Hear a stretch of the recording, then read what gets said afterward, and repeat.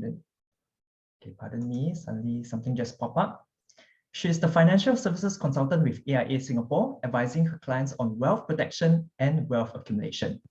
Trusted through generations, her connection with Toastmasters was accidental, but her resolve to serve is intentional. Her motivation is to seek fulfillment by giving back and seeding a new generation. Let's put our hands to welcome past president of AIA Toastmasters Club and the current Division G Director, Strategic Relationship 5, Margaret Low. Thank you, Toastmaster of the Day, Vincent. Balmy afternoon to all of you. Present and past district officers, past international director, distinguished Toastmaster Patrick Wee, most of all, to all the leaders seated in this room, present leaders, future leaders, fellow Toastmasters. How are leaders made is dependent on the myriad of situations and the people around us. In Toastmasters, it is part of our discovery journey to identify and understand our own leadership style and how it affects people. With the knowledge of the context of situations and the skills to drive your team in a strategic direction that you want, you can turn the situation to your advantage. The intent of this series of workshops, the Leadership Incubator, is to seed a generation of leaders who, number one, has a deep awareness of their own strength. Two, able to identify and build a team of influential leaders. Three, to achieve and sustain a drive to carry on the zenith vision for generations to come. Seated here today in this new generation of leaders who forms the epicenter of this change, we believe there are members in your team that has yet to discover themselves. You can help them realize their true potential. Start to build your winning team today. I look forward to a fruitful and fulfilling learning experience for all of us. Back to you, Toastmaster of the Day. Thank you, Margaret, for the inspiring opening address. And our next gentleman is the president of Linky Advance. His club is one of the first few clubs to attain 10 Distinguished Club program in the world 3 times in a row. And for those of you who are new to Toastmasters, 10 points is the maximum you can get in a term. He's the past district governor of District 80 and a past international director between 2014 to 2016. He's also a keynote speaker, trainer, and coach. So let's warmly welcome distinguished Toastmaster Patrick Wee. Good afternoon. Am I audible? Yes, you are. Thank you. Division G Director, Division B Director, past leaders, present leaders, fellow Toastmasters, ladies and gentlemen. What is leadership? If you look at my background, this is the photograph of a plant. Photo of a plant I took this morning. And if you look at this, it's very, very colorful, isn't it? To me, leadership is like growing plants. I remember a few months ago when division governor, our Hakim, came to my house and I gave him a plant, something like this. But that one is more purplish in color. And I taught him how to plant it. And every few weeks, he will send me a photograph of how that plant grew and mushroomed. Just last week, he sent me a photograph of that plant, which looks so beautiful.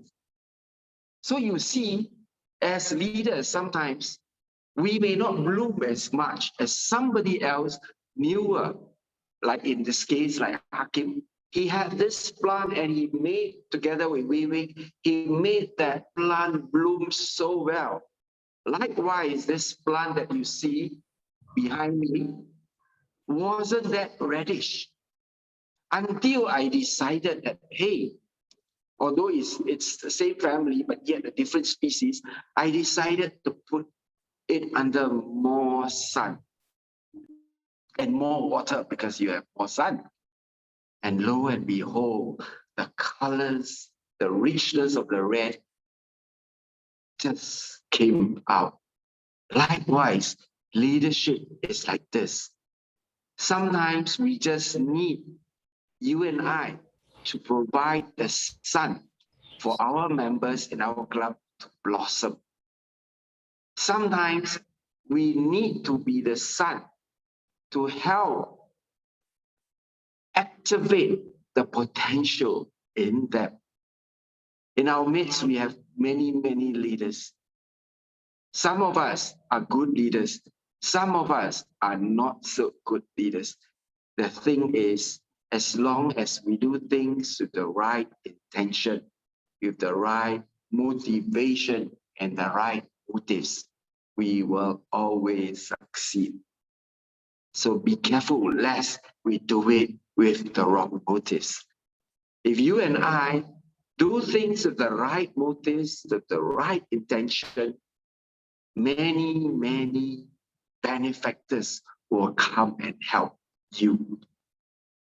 Joining Toastmasters is not just about public speaking or communication skills or developing leadership skills. It is to help you and I blossom in many ways so that likewise we can give forward to the people around us to help groom others and to help others overcome their difficulties, their challenges, so that they in turn can pass it on. So ladies and gentlemen, whatever leader you are, be the spark that ignite the potential in others. All the best to you and all the best to the workshop. I'm sure you all will learn very well from our two speakers, Robert and Gerald. Have a great afternoon. Thank you. Thank you so much, distinguished Toastmaster Patrick, for your intriguing analogy. And now I learned something new about you. You have green hands and you have a very big heart. Probably I should visit you someday to get some green plants as well. And our first keynote speaker for this afternoon is a fellow member of Association of Chartered Certified Accountants, Chartered Accountant, and a member of Chartered Accountant Worldwide Network. He started out in audit in one of the big four international firm of public accountants for 7 years before taking up an accountant position in a public listed company.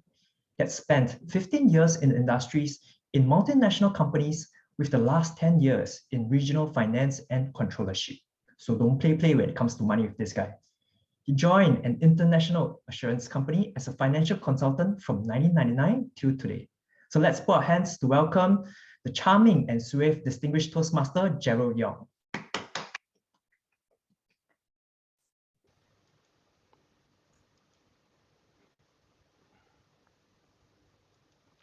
Sorry, Anand, I'll share screen now.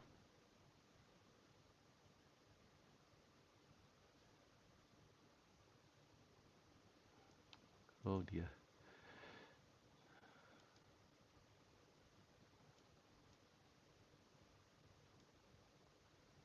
Wait. Hi, Gerald. Yeah, I'm trying. Okay, I got my screen here. Okay. You got it? Can you see it? Yes, we can, but it's only partial. Yeah, because I shifted to the side earlier on, Okay. you will see the screen. All right. Minute. All right. Now you're good. Okay, good to go. Sorry.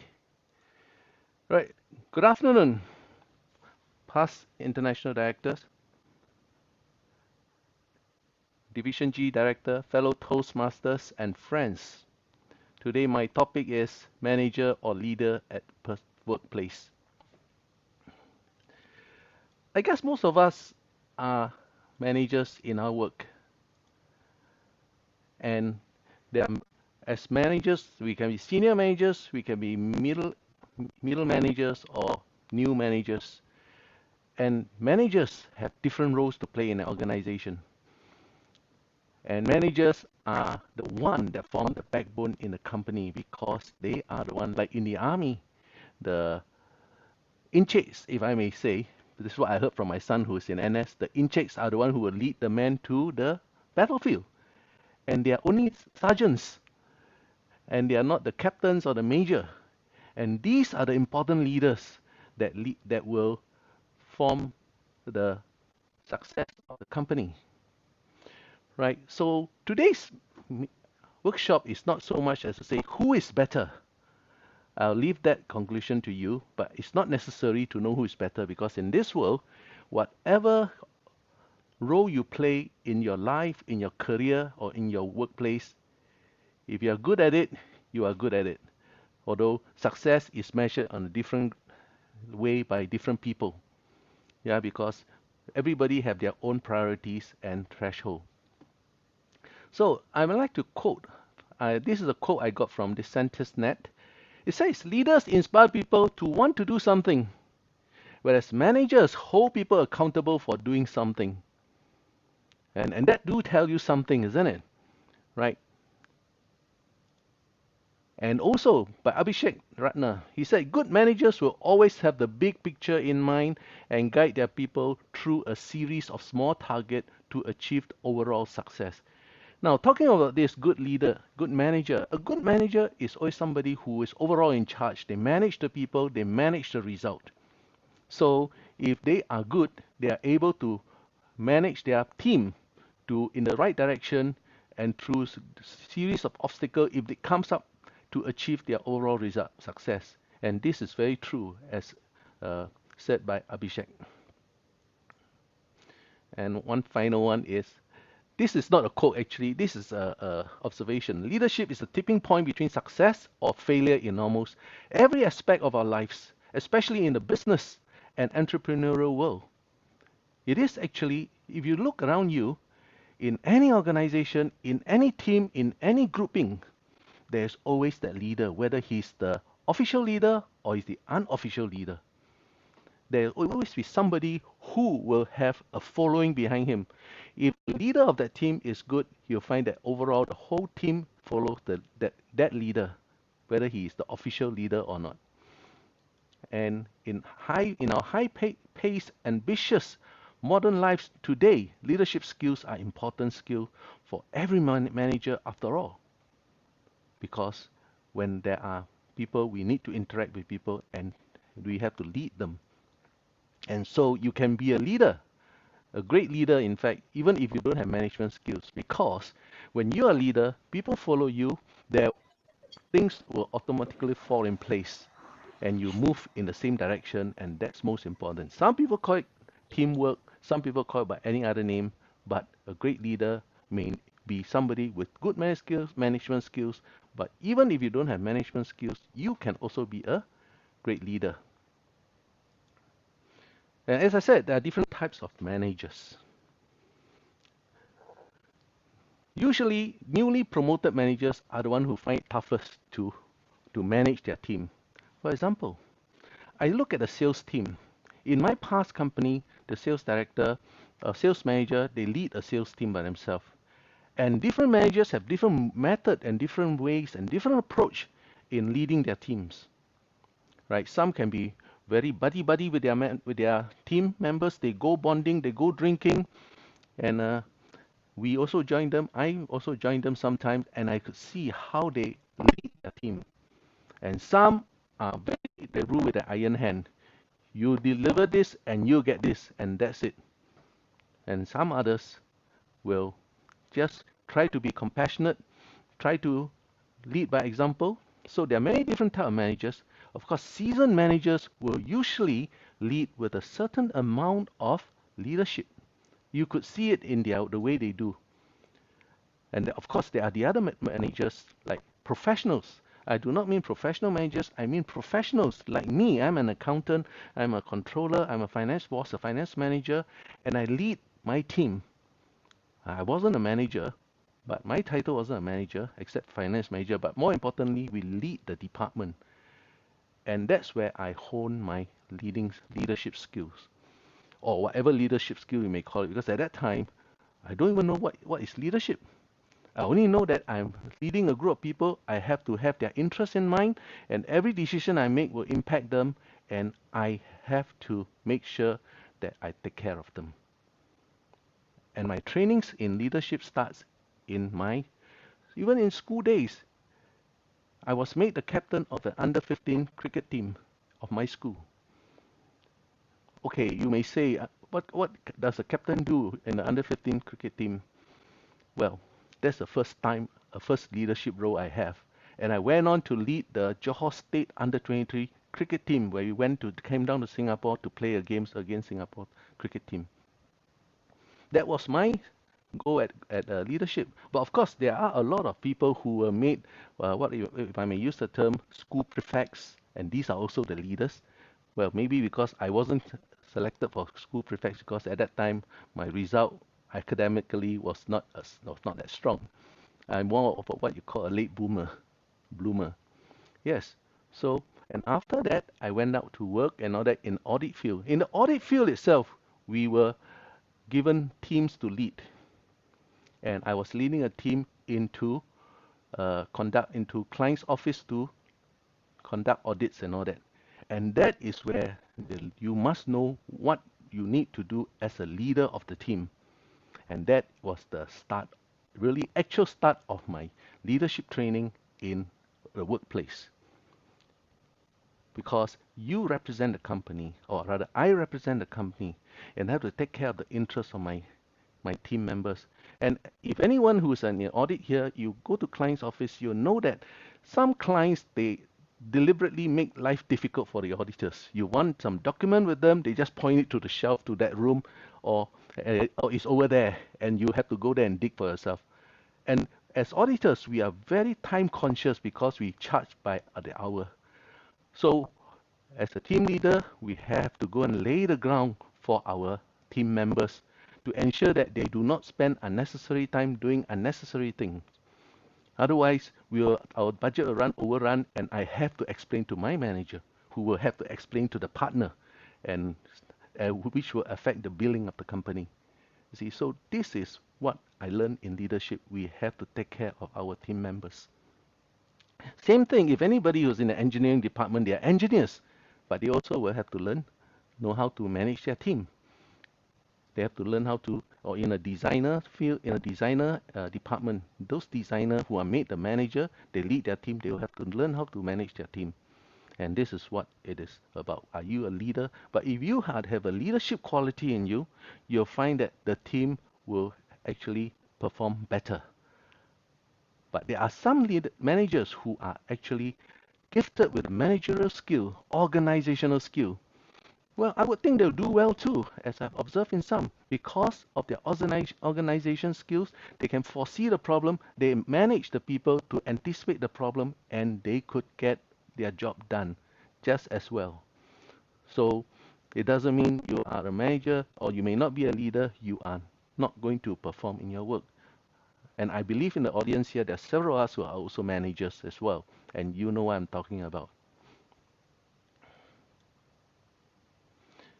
And here, generally, this is just my personal observation or my opinion. Now, how do they get perform their work? Sometimes they have to coerce, they have to cajole the people. Cajole means please do something for me, or I give you certain rewards. That's cajoling. Doing something which sometimes they don't want to do. A very good example was in one of my company where I was the financial controller. We went public, and I have to produce a 5-year forecast and 5-year historic results from our company. Now the forecast, we have to approach the factory manager for the production, have to approach the sales director for the sales forecast for the next 5 years. The managing director passed the task to me, and I have to sell the idea to the sales director and the factory manager. And there I called them to my room, and we discussed. First thing, objection came up. Oh, how to forecast 5 years, how to do even 3 years for that matter. So if as a manager we have a job to do, we have to do it. So I have to sell them the idea. In fact, that what gives me the impression that we are all salesmen as well. Whether you're a leader, everything you have to sell your idea to your audience for them to accept your idea, and then they will do what you want them to do. After some coercion, some cajoling, the sales director finally agreed. But I could see he was not really willing. But what to do? Something had to be done. Even if I've used the name of the MD and say I'll report him or whatever. But of course, it only say in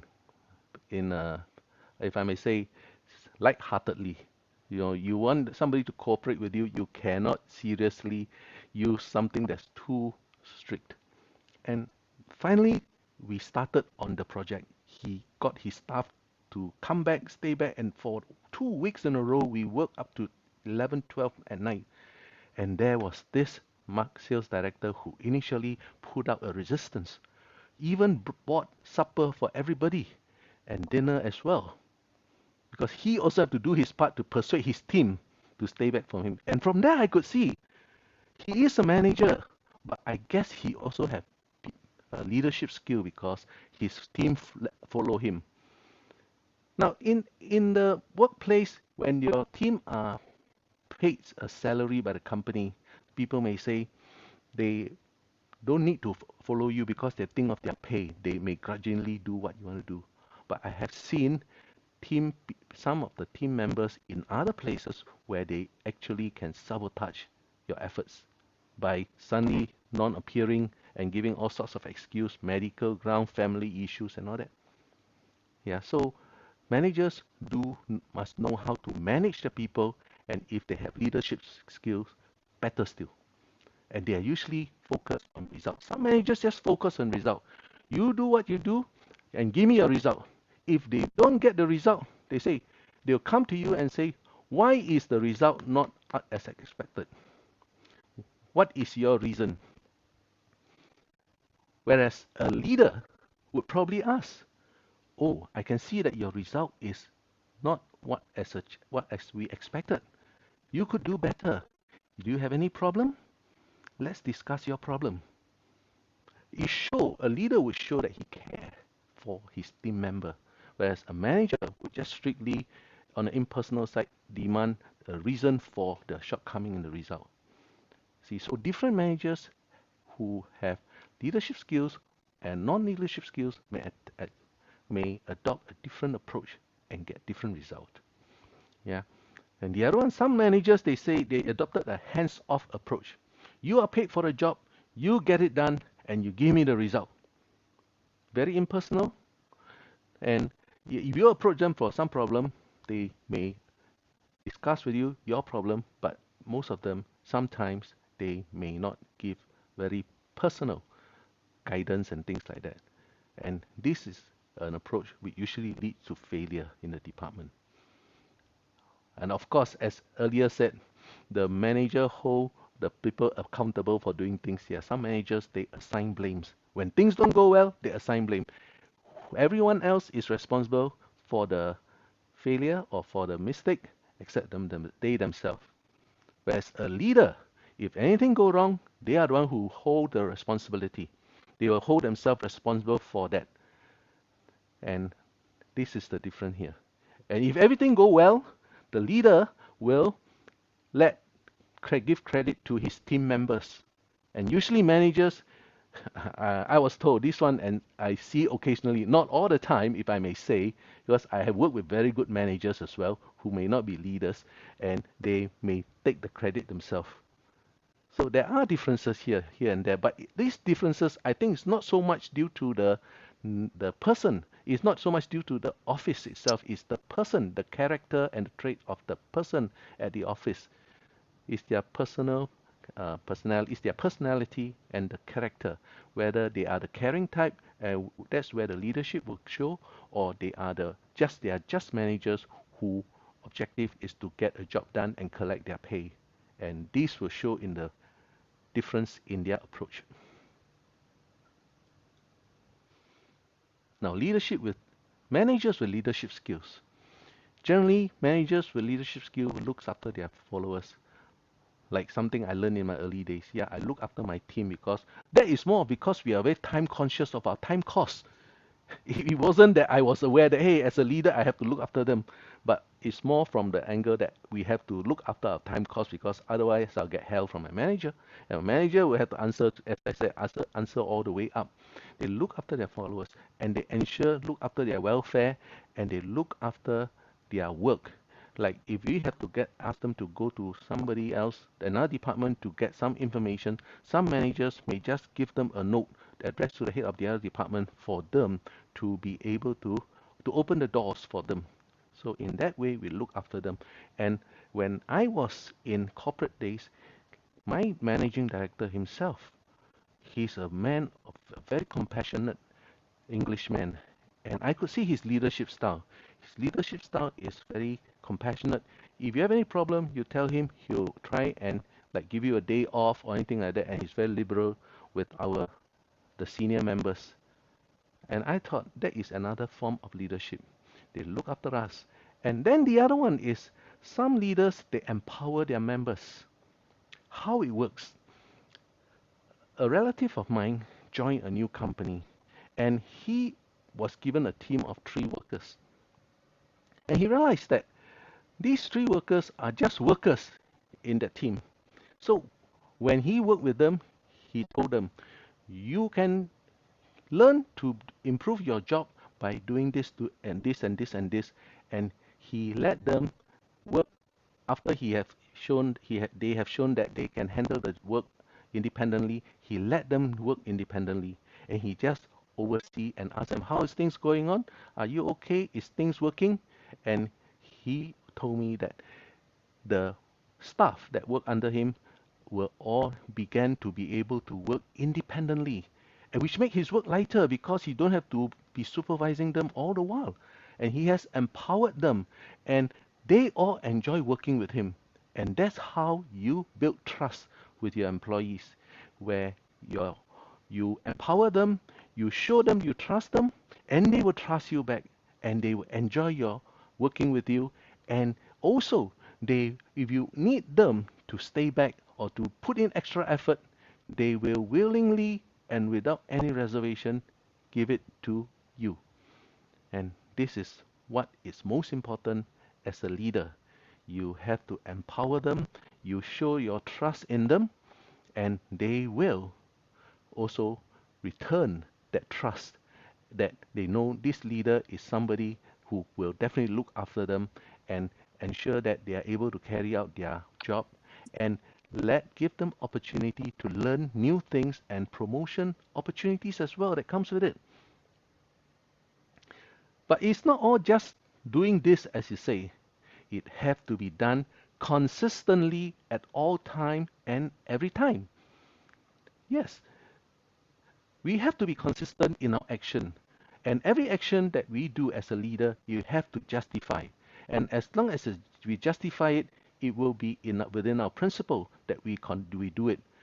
And do not change according to whim and fancy and all that. You have to do it consistently, because when you are consistent, your followers or your employee or your people who are working with you will know that you are a reliable leader. And reliability is a virtue which is most treasured in the workplace. Why does some bosses, they know that they give an assignment to this manager and they know that it will be carried out because the manager have consistently proven his ability to perform. And that is what we mean by doing something all the time and consistently, and not like a graph, up and down, right? And this is one of the thing with managers with leadership skills, and you'll find that your followers will always be motivated and enjoy working with you. Like the quotation said, motivation comes from working on things we care about. When you care about your followers, when you care about your employees, you will be motivated. And it also comes from working with people we care about. Sheryl Sandberg, isn't it? When in a team, you realize that in a team, if you care about your followers, you will be motivated to do well for them. You'll be motivated to look after them, their welfare, and you will be motivated to make sure that they enjoy what they do. And that is very important. In that way, you find that your work is also easier. Right? Now, what is the result? I think I may have said that earlier, that you will create a sense of security in your people you work with, isn't it? Because they know your reliability, they know your consistency, and when they're in a situation, they know that you will be behind them all the way. As opposed to some managers, when there's issue, they will kick a fuss, they will start assigning blame and make the whole team feel very insecure. Make the whole team feel, that, oh, who will he blame this time? And that is not the way to run a team. So leadership is very important as opposed to a manager. And they will also share your beliefs and share your goals. And this is what happened when I managed to convince the sales director to stay back and create that 5-year forecast for the listing exercise.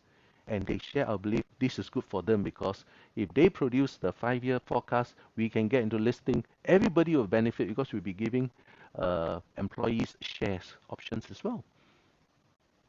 Right? They share your goals, they share your belief. And they will make sacrifices for you. They're willing to stay back for 2 weeks, up to 11, 12 o'clock. And he even buys supper and dinner for the team as well. Of course, I also managed to will enjoy the benefits too. And this is what it's all about, because when you're a manager with leadership skills, you will be able to harness and motivate your employees to walk with you whatever obstacle that you may face. And finally, of course, when usually if somebody who joined your team and he worked hard and you realize that this is a hardworking person and he also shows that he is trustworthy, he's reliable, and you promote him. When you promote him and it's his turn to look after a team of people, a team of employees or worker in his department, and he will, as we always say, monkey see, monkey do, unless you have the knowledge. You will, when you're put in that position, they'll think back and they'll act accordingly as what they have seen, recall from the leader who lead them. And in that way, you make more leaders. Isn't it? You create more leaders because the leader will follow you. So it's just like in a Toastmasters, a leadership in voluntary organization. A leader who exercise and display the 4 principles of Toastmasters, right? Respect, integrity, service and excellence, and his followers, his members could see that in him, and when they are made club president, for example, they will be able to exercise that leadership that you have displayed. And that's how leaders are made, as according to Toastmasters. But of course, that is voluntary organization as opposed to workplace where your leaders, your members are all paid employees. See, whatever you say because of your position, when you're given a position, a title, it comes authority. You can get them to do whatever you want them to do. So it seems, because as an employee, they may also be able to tell you, sorry, that's not in my job scope, and I'm not going to be able to help you all the way. And that's where you are stuck. And that's where you have dig deep into your pocket of leadership skills and come out and help overcome their objections. And when you have leadership skills, it will make your job much easier because all along you have displayed your style as a leader, your true self as a leader, and the people have seen you as a leader and they accept your leadership and they will follow what you want them to do. See, so this is something I find is from my observation, and I think it actually is true. Of course, there are many other reasons and all that, but these are the 4 which I thought are more relevant. most relevant rather. Yeah, because this is a topic where there's no end. You can discuss the whole day. Yeah, the pros and the cons, leaders or managers. And since we are talking about leadership here, of course, my points of discussion will be weighted towards leadership. And I can assure you, I know and I work with and I've seen and worked with very capable managers who are who have great organizational skills and who are great management skills. Well, I don't see much of leadership in them, but they do carry out their job. And if a manager who don't have leadership skills, another example I could quote is another friend of mine who joined a new company, and he was telling me, hey, this looks like a very good company because everybody seems to be very long in the company and they seems like very happy with each other, good working environment and all that. But later he say, oh, the boss is not around, that's why the boss is in another office. And when the boss come, everybody show a different face already. They're all very quiet, they stick to themselves, you see. And for me, this is probably a sign of poor leadership in their management. You see, because why? If a management shows leadership, the employee will always be their natural self even when the manager is around. And why is the manager showing poor leadership? I was told that the manager nitpick and the manager reacts, not respond, reacts to any negative feedback from customers. Now, when you're a leader, if there's negative feedback, do you straight away jump at your employee and pinpoint blames? And that's exactly what this leader does. This manager does. So my friend's telling me, and that makes everyone very unhappy. So for a manager, if you want to be a leader and you want to lead a team and get your work done smoothly, you really have to exercise leadership skills. And I'm sure everybody here who have been some leader, who have been a manager, and who are now managers, I hope this is some idea that you can take away and see how it applies in your job, right? And here is an unknown quote from the leadership instills in their people a sense of hope for success and a belief in themselves. Positive leaders empower people to accomplish their goals. See, and this empowering part is very powerful because if you empower your employees, your team members, your people who work in your group you will be able to overcome quite a lot of things, if I may say. Yeah. Oops. And finally, in conclusion, I'd like to give you a quote from Lao Tzu. A leader is best. Yeah, a leader is best when people barely know he exists. When his work is done, his aim fulfilled, they will say, we did it ourselves. And that I'll just like to say, leadership is always like that. When you, in a successful completion of job, you give credit to the fellow employees, your fellow members. You don't keep it for yourself. Yeah. So ladies and gentlemen, it's up to you whether if you're a leader, if you're a member, a manager, have you exercised leadership in your work? And I hope this would open your eye and some takeaway for you to improve your leadership skills. Over to you, Toastmaster. Thank you, Gerald, for your insightful sharing. Ladies and gentlemen, before we go for our toilet break, let's have a photo taking session. And hopefully we can mint it into a non-fungible token and earn some passive income from there. And become millionaire. That's the dream of every Singaporean, right? Great. So I appreciate if you can turn on your camera and we can see your beautiful and handsome faces. Okay, has everyone switch on? Yong Ho, are you there? Rama, Peter, Rachel. Who else? Eric, are you there? Ramu, Laura, Bridget, CK, Dexter. Next one, President of NSE.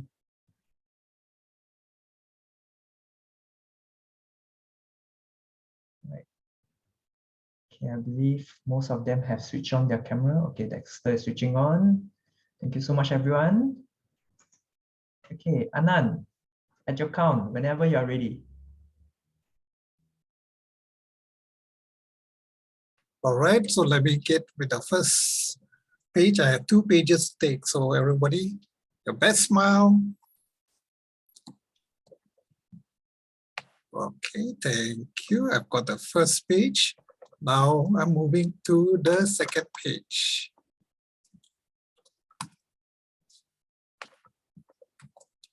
Okay, everybody smile. 1, 2. Okay, got it. Thank you very much. Great. Thank you, everyone, for your participation.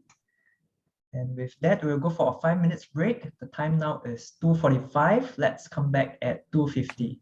Right. Thank you, everyone. See you in a bit. Thank you, Toastmaster of the Day.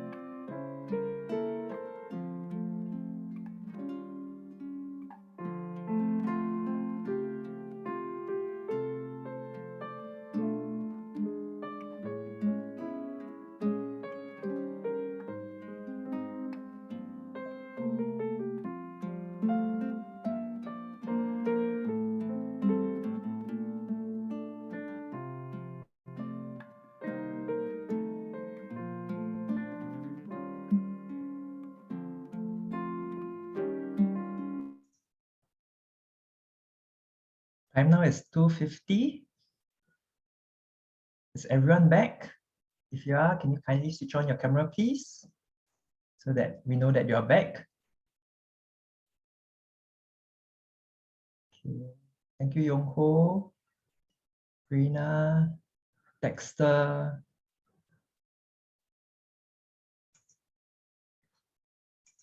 Okay, seems like only a few are back. Shall we wait a couple of minutes more? Or shall we begin? I think we just go ahead. It's all right.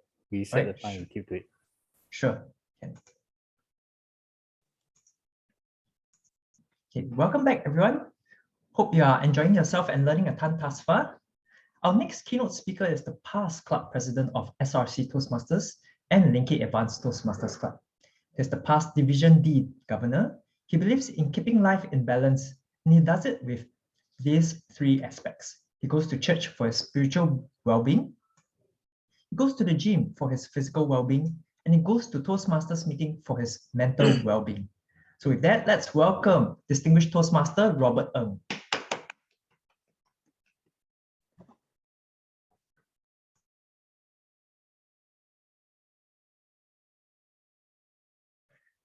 Let me share screen first.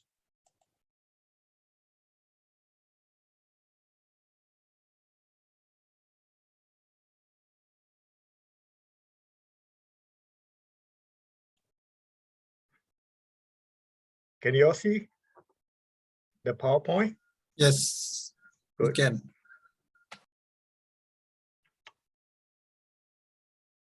Let me see.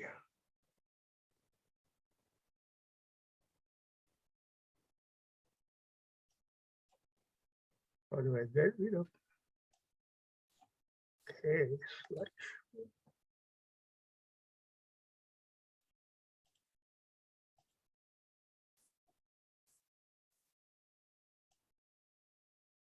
Okay, you're good. Everything okay?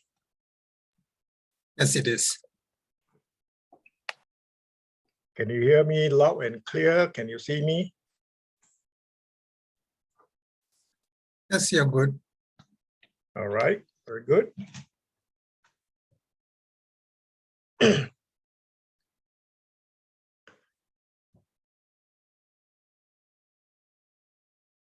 Fellow Toastmasters, and especially to our district officer, past and present, good afternoon.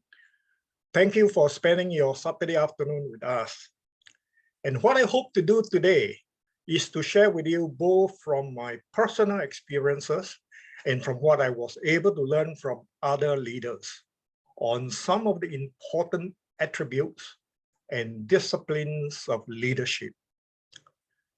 I was fortunate to have been led by some good leaders, and also as one who had the opportunities to lead others during my working career as well as in Toastmasters.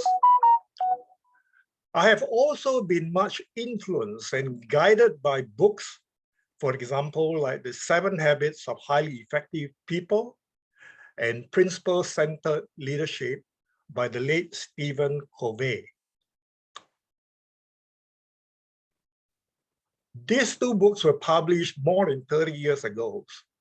And I have also the opportunity to observe great leaders like our own very own late Prime Minister Lee Kuan Yew, as well as from reading the life and works of great leaders like Mahatma Gandhi, Winston Churchill, Mother Teresa, and so on.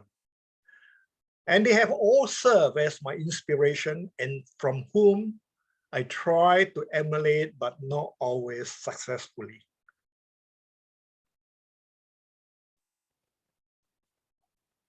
My goal, the goal of my sharing is to point the way to help you climb your own leadership mountain by becoming aware of your current leadership attributes.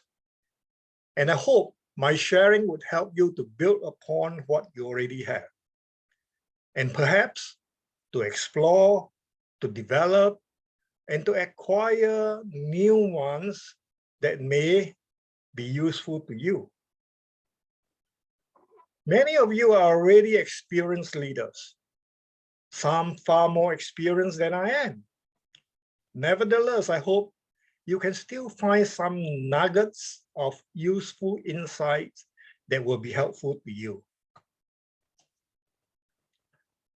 In most discussion about leadership success, the focus is usually on the outward measure of leadership. Namely, for example, you measure about the revenue, the profit, the cost saving, the market share are examples. And all of these, of course, are very important. They ensure the continuing success of any organization. In Toastmaster, we have some of the same thing as well.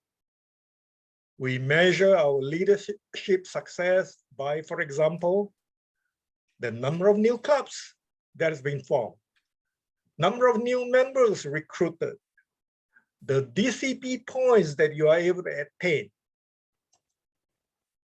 And it has been said that you manage with your head. I'm sure you heard from Jara earlier, and you lead with your heart. And as leader, we lead people, and we need to lead with the heart. Unfortunately, this is that part that we don't pay enough attention to. We tend to focus more on the external or the outward manifestation of leadership. We need both the head and the heart. And we need a bigger dose of the inner aspects of leading with the heart. This will be the focus of my talk today.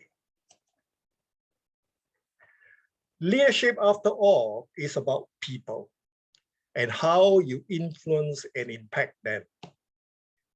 Leadership is also about who you are as a person in action. Today, when I speak of the attributes and discipline of leadership, I will be looking at leadership from an inside-out perspective. Before I talk about attributes, there are two things that I want to talk about that are very close to, because the meaning is very subtly the same, but actually there's a difference. And these are the personality traits and value. When we describe the characteristic of a person as, for example, gentle, quiet, shy, introverted, outgoing, hard-headed, and so on, we are usually referring to that person's personality traits. And personality traits are our innate nature, more hardwired and more difficult to change. Our personality trait could also be because of our upbringing and the environment we have been exposed to over a long period of time. As an example, I am by nature a quiet person, and that's my personality trait. That's the way I'm wired, and that's what I am. And you may even say that it is part of my DNA. And it would be hard for me to become like a Patrick Wee, who has more outgoing personality, for example. And that is his personality trait. We have also these other things that we call values. Values are our belief that we hold dear to. In Toastmasters, our values are integrity, respect, service, excellence. So coming to personality traits, values, attributes, most of the time, all of these are kind of grouped together under the umbrella label of traits.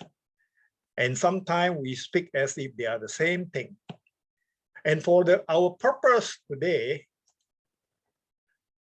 when I refer to the attributes of leadership, I'm referring to the inner qualities and characteristics of the person as a leader. And I would like to look at attribute as the being part of the leader, of the person. As for discipline, I will be referring to the practices or the doing part of the leader. Here are some examples of attributes, the being part of you as a leader. All of you already have some of these attributes, and there are many others not shown here. Now, when you describe a person as courageous, authentic, loyal, committed, motivated, adaptable, passionate, and so on, you are referring to the person's attribute. In the time that I have, I will just be sharing 3 attributes which I think are foundational to many other attributes. And I hope they would be enough to help you to discover many more that are appropriate to you in your leadership journey, whether at your workplace or at Toastmasters. Courage is the first leadership attribute that I want to talk about. It is my belief that courage is the most important attribute. This is because, in my view, courage provides the foundation for all aspects and moments of your leadership. Both Eric Tan and Kwan Hong had touched on this attribute when they spoke on the topics of the courage to lead and the risky leader 2 weeks ago. Now, besides looking at courage as the ability and the willingness to take on new challenges, to face rejection or to take risks, there is another side to it. I'm looking at the attribute of courage from the inside out. Perhaps a good way to illustrate my point would be to share with you a story, an event that happens more than 25 years ago, maybe closer to 30. And it is a real story because it happened to me. I was at the time having the leadership role as the Singapore country manager. Before that, I was in 2 previous other regional leadership roles. And most of the country business activities were located in the same building as the Southeast Asia regional office. And one day, 2 years into my role as the country manager, the regional MD came to my office and said that he would like me to switch position with another person in the regional office, a regional position that I already had been in before. And he wanted the change to take place as soon as possible.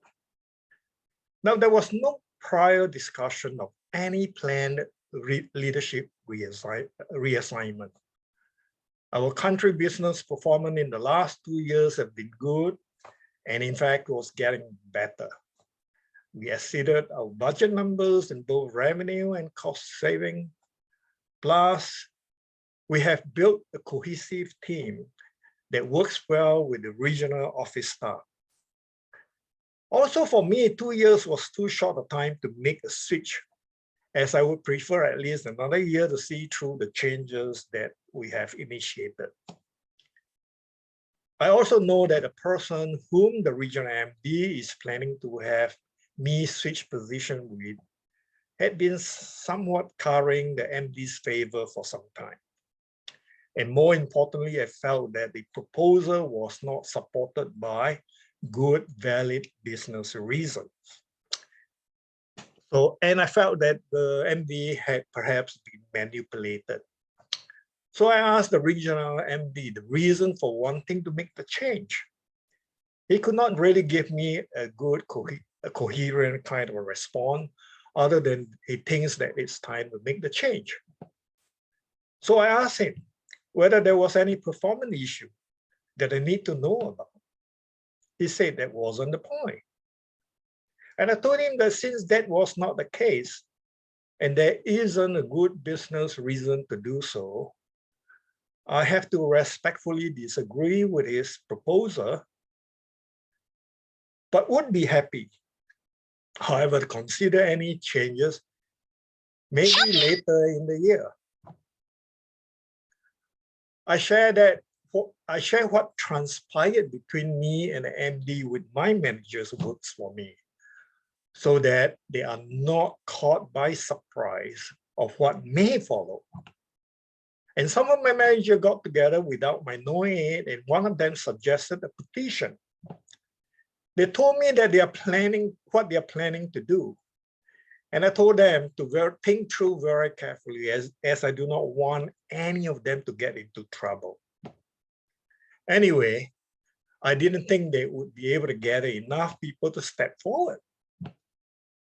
Why would they? But to my surprise, they actually gathered more than 50 signatures among the staff. They were adamant about it and promised me, after my talking to them, that they are not planning to be confrontational, but what they want to do was to understand why the MD is making the change and to express their position. Why they too are not in favor of the leadership change.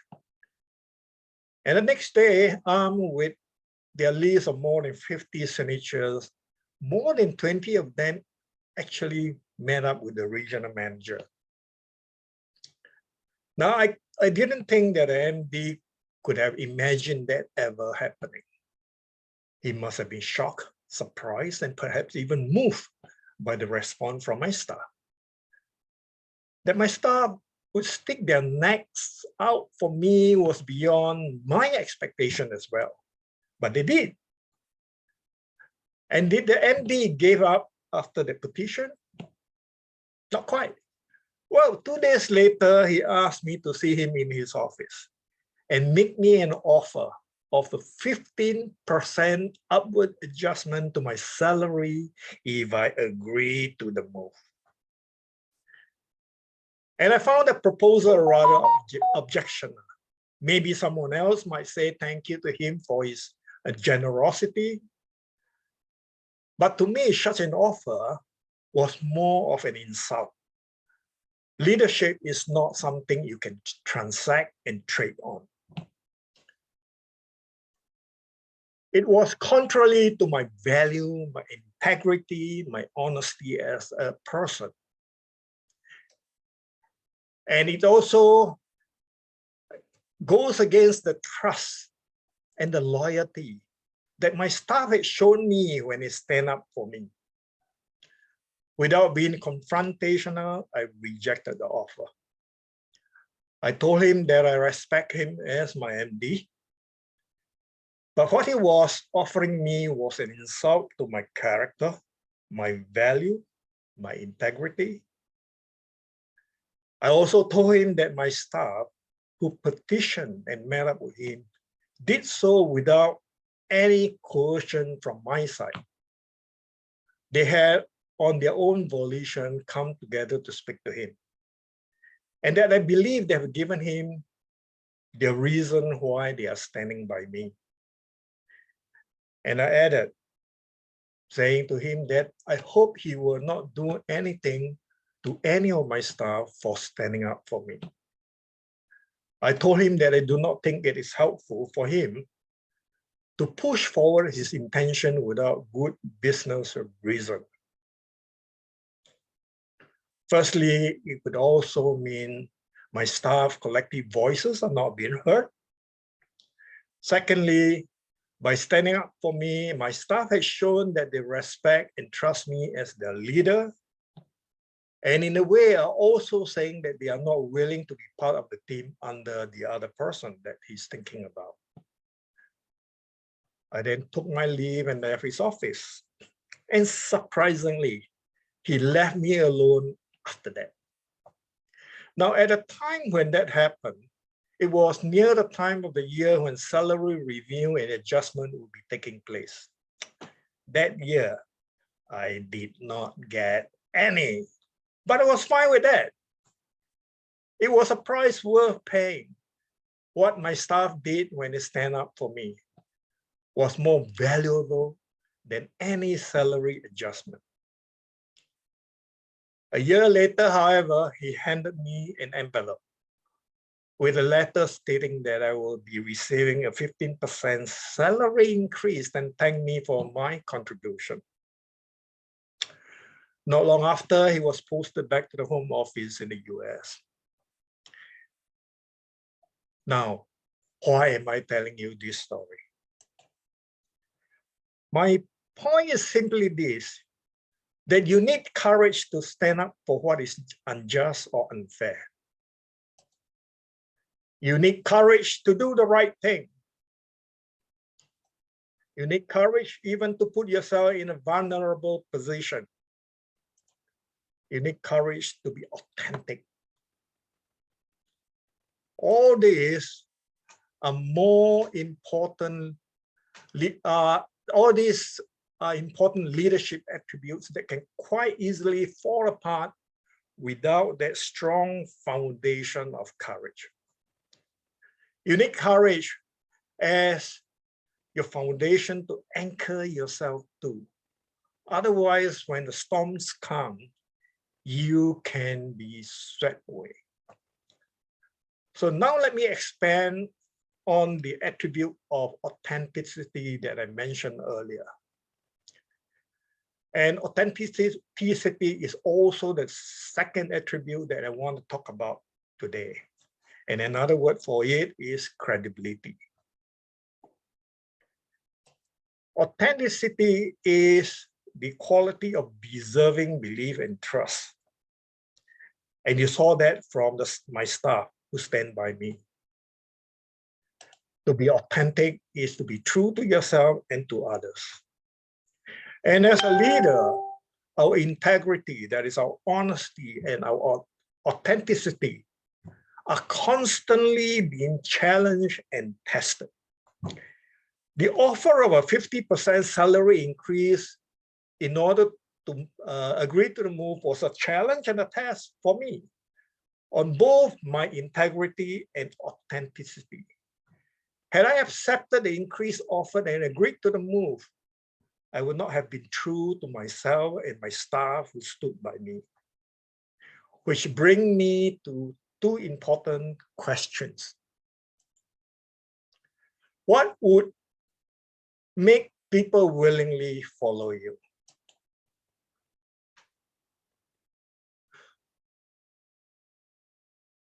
Is it through coercion, threat, or because they have to or else? You follow a leader willingly because you want to. And what it does, it takes to be that kind of leader, you need to have the quality of deserving belief and trust. You need to be authentic. You need to be credible. Which leads me to my next and final attributes that I want to talk about. The authenticity also means that you must be transparent with others. And I call these the attributes of openness. And to be transparent, you must be open about both your capability as well as your limitation. That is, you are willing to put yourself in a vulnerable position. We need courage to be authentic, and you also need openness to be authentic. Being open also means that there is no need for you to pretend to be who you are not. You don't have to put on a false front. It is better to be than to seem to be. Being open means that you are an open book. A person who is open is also usually more hospitable, willing to open his home to visitors because he has nothing to hide.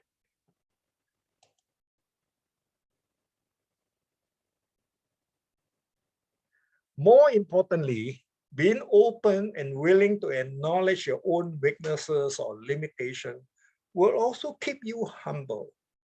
Humility helps you to realize that you are not there yet. It is also an acknowledgement that you need the help of others.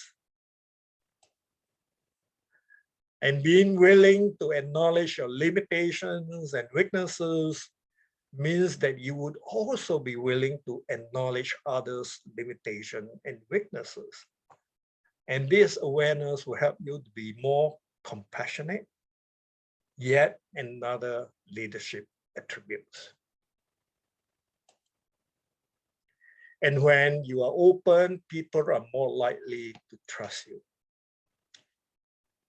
People will willingly follow those who they can trust. And trust enables everyone to work cohesively. So as you can see, many attributes are linked to one another. Building on one will help you to build another. So let me summarize the three attributes that I have spoke about, namely courage, authenticity, and openness. And within each of these attributes, I have shown how they are linked to other attributes. Under courage, we have standing up for what is unjust or unfair, doing the right thing, being vulnerable, being authentic. And under authenticity, we talk about integrity, trust, and loyalty. And under openness, you have authenticity again, vulnerability again, humility, compassion, and trust. They are all interlinked, but they are all anchored on the first three most important attributes, the foundational attribute. So I hope that you can reflect on them and see how they could help you in your own leadership journey. Let me now move to the discipline of leadership. And when I talk about leadership, discipline of leadership, I'm talking about the practices of leadership. And I'm referring now to the doing part of leadership that complements the attributes of leadership that I spoke about earlier. And these are the practices that as a leader you do regularly, or as Stephen Covey would have called it, habits.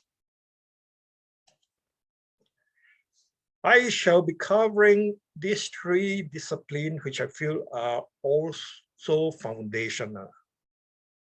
And these are self-reflection, self-leadership, and empathic communication. Confucius has this to say: by three methods, we may learn wisdom. First, by reflection, which is noblest. Second, by imitation, which is easiest. Third, by experience, which is the bitterest. I do not think that self-reflection, I do like to think of self-reflection as a quiet time that you set aside for yourself to reflect upon your leadership journey. Self-reflection is about deliberately taking time to review, to contemplate, and to examine whether your belief, your values, and your behavior as leaders are in alignment. It is also a time for you to think more deeply about some of the lessons learned in your leadership journey and how you can do things differently in future. Are you walking the talk? Is perhaps one simple way to put it. It is also a time to examine your current level of skill, your strengths, your weaknesses, and any new competency that you need to help you in your leadership growth. Self-leadership, I must admit, is something that we don't do enough, but which we can and should. The process of self-leadership is much more than a science, and no two persons reflects in the same way. And there's no best way. Some of us may engage in self-reflection process somewhat mentally. A more intentional engagement and having it written down would be more useful, in my view. For example, in Toastmaster, there are many opportunities for self-reflection. After a chapter meeting, you could engage in self-reflection by asking yourself a few reflective questions. What went well today and why? What did it not go so well today and why? Did I say something or did I do something that hurt someone's feeling? And if I do I need to apologize? What mistake did I make and how can I avoid making the same mistake again in the future? So these are some of the things that we can do as part of our self-reflection. Those of you who are in the habit of keeping a journal, for example, would actually find this exercise not too difficult because that's what you do most of the time when you write journal. You could simply include your self-reflection on your leadership journey as part of your journal entry. If you are a blogger, you may consider capturing your reflection in a blog post. One very useful project that had been included in Toastmaster Pathway Education Program is the one on reflect on your path after you have completed the 5 levels for each path. So why not replicate the idea into your leadership journey?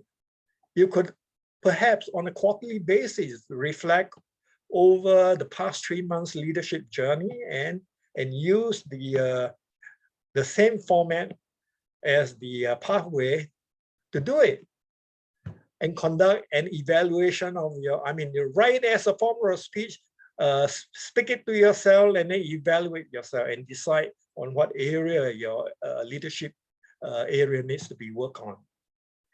And I've actually seen some Toastmaster making use of what is called the Gibbs reflective cycle approach for their reflect on your path. And you can get this actually from the internet. It's a 6-step process. And you might want to just Google and find out more detail and get a hang of it and see how it might work for you. The second leadership discipline I want to talk about is self-leadership. Sir Edmund Hillary, the first person to reach the summit of Mount Everest, has this to say: "It is not the mountain we conquer, but ourselves." And Lao Tzu has this to say: "He who controls others is powerful, but he who has mastered himself is mightier still." So if I have to define what leadership is about, I would say conquering and mastering yourself. It is hard to lead others if you don't know how to lead yourself. Leading yourself is where your leadership journeys begin. And how does leadership, self-leadership look like? Self-leadership is simply about you being a walking example of leadership. You are courageous, you're authentic, you're open. You've been someone who walked the talk. You're trustworthy, you're dependable. You being the kind of leader people would want to follow. You're caring, you're humble, you're compassionate. What about some example from Toastmaster to illustrate how self-leadership looks like? Being habitually punctual for chapter meeting. Being well prepared for your meeting roles, regardless of whether you're a PMD, a R counter, or a timer, or a speaker, or evaluator. If you're a club president, do you come prepared to deliver an inspiring opening address to set the tone for the meeting? Are you actively pursuing the pathway program like everybody else? Are you continuously engaged in learning, having a growth mindset? The last discipline I want to talk about is the practice of empathic communication. And this is the habit that was illustrated and explained by Stephen Covey as habit 5. Seek first to understand, then to be understood. The key point here, of course, is seek first to understand. And if you have the book on the 7 habits of highly effective people, I recommend you go back to read that particular chapter on habit 5. Most of us learn to read and write and speak well. And in Toastmaster, we learn to speak inspirationally as a leader. That's very important, of course, and that's part of why we join Toastmaster. But few of us learn to listen enough and listen with empathy, even though we have a speech evaluation that help us on that. We don't listen enough to understand the person emotionally and just intellectually. And we have a tendency to jump to conclusion before we have a full understanding of the situation. According to Stephen Covey, we usually listen at one of 4 levels. The first is ignoring and not really listening. Second is we pretend to listen. Right, but we never really listen. And the third is we listen selectively, hearing only what we want to hear. And we may even practice attentive listening, focusing on the words used. And this is where we do in speech evaluation most of the time, right? But according to Stephen Covey, there is a higher form of listening, what they call empathic listening. Leadership communication is a two-way street. You need to listen with sensitivity and to the opinions, the point of view, and the needs of those you lead. Empathic listening is listening with the intent to fully, deeply understand another person's emotionally as well as intellectually. And it involves seeing and understanding their point of view, understanding how they feel. Empathic listening also involves not just listening with your ear, but also with your eyes and with your heart. And to listen with your heart means you have to listen for feeling, for meaning, and for behavior. So let me share an event that happened more than 10 years ago, back in 2011. I was then the organizing chair for the District 80 Toastmaster annual convention that was held in May 2011 at the Singapore Padang. You know where it is, right?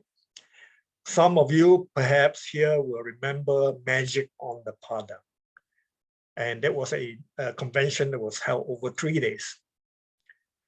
And there were moments when we were worrying about whether we have raised enough money from the sales of the convention tickets and from the sponsorships to run the convention. But in the end, we did manage it. And during my welcome address on the opening night of the convention, I announced that we had a small surplus actually. But not long after the convention ended, there was an email asking for refund on a few tickets bought but not used.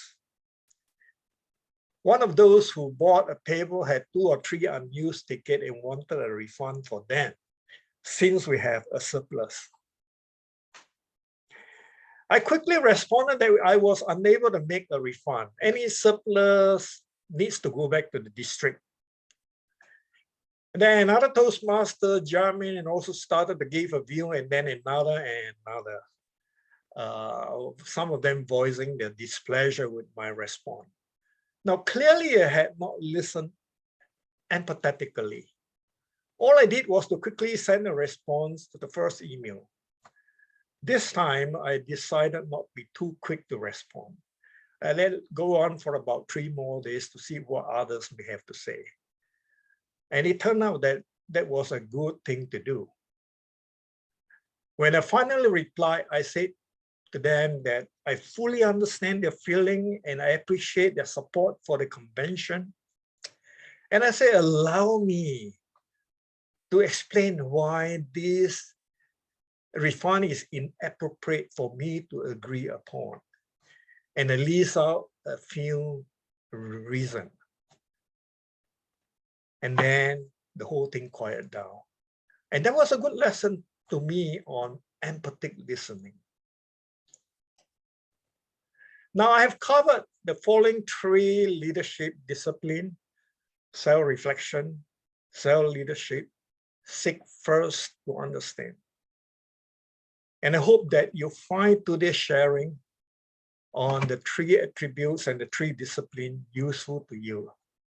There are, of course, many more other leadership attributes and disciplines that you can look into, but I hope this will create enough thing for you to start reflecting on and start using it in your own leadership journey. Thank you so much.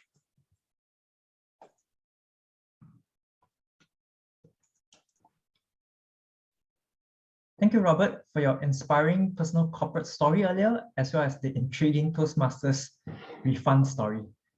With that, we'll move on to the following panel discussion. We have a 15 minutes panel discussion moderated by our Division Director, Margaret Lowe. I shall hand the time over to you, Margaret. Thank you, Toastmaster of the day. Let's invite all our panel speakers back onto the stage. Zoom Master, would you kindly spotlight our panel speakers? Distinguished Toastmaster Robert Ng and Distinguished Toastmaster Gerald Yong.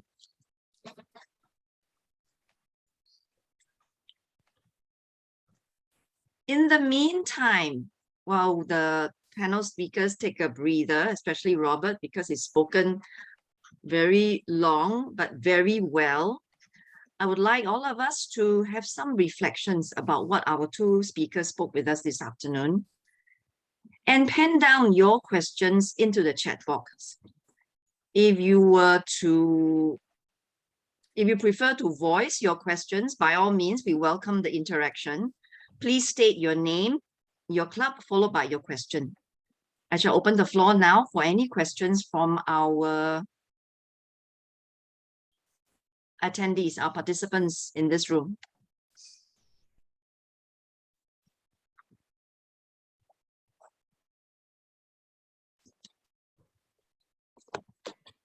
I shall get the ball rolling. Gerald, you talked about being a manager and about being a leader. Innately, when we all started our leadership journey, be it from school, in our workplace, and now in Toastmasters, it is commonplace to focus our attention on the end results. So innately, we are all focused on results, on the results. And sometimes we forget ourselves, we forget to listen empathetically, and we forget the hard part in our leadership journey. How do we manage from this transition as a manager? You highlighted some of the qualities of a manager. How do we transit to being a leader? I think this topic touches on the segments that both our speakers spoke on this afternoon, but I'll open the floor to Gerald first. Over to you, Gerald.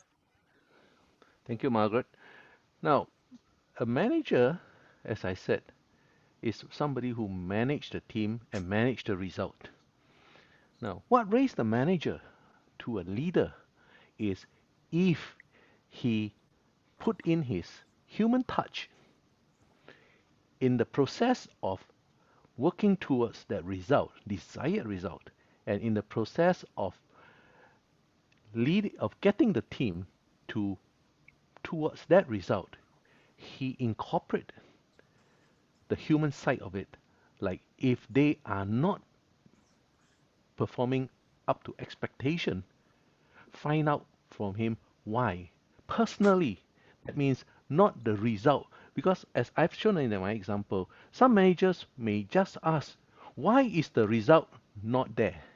Why are we missing the target? Whereas a leader who incorporates the heart part, yeah, the emotion part of it, will say, I could see our result is not up to expectation.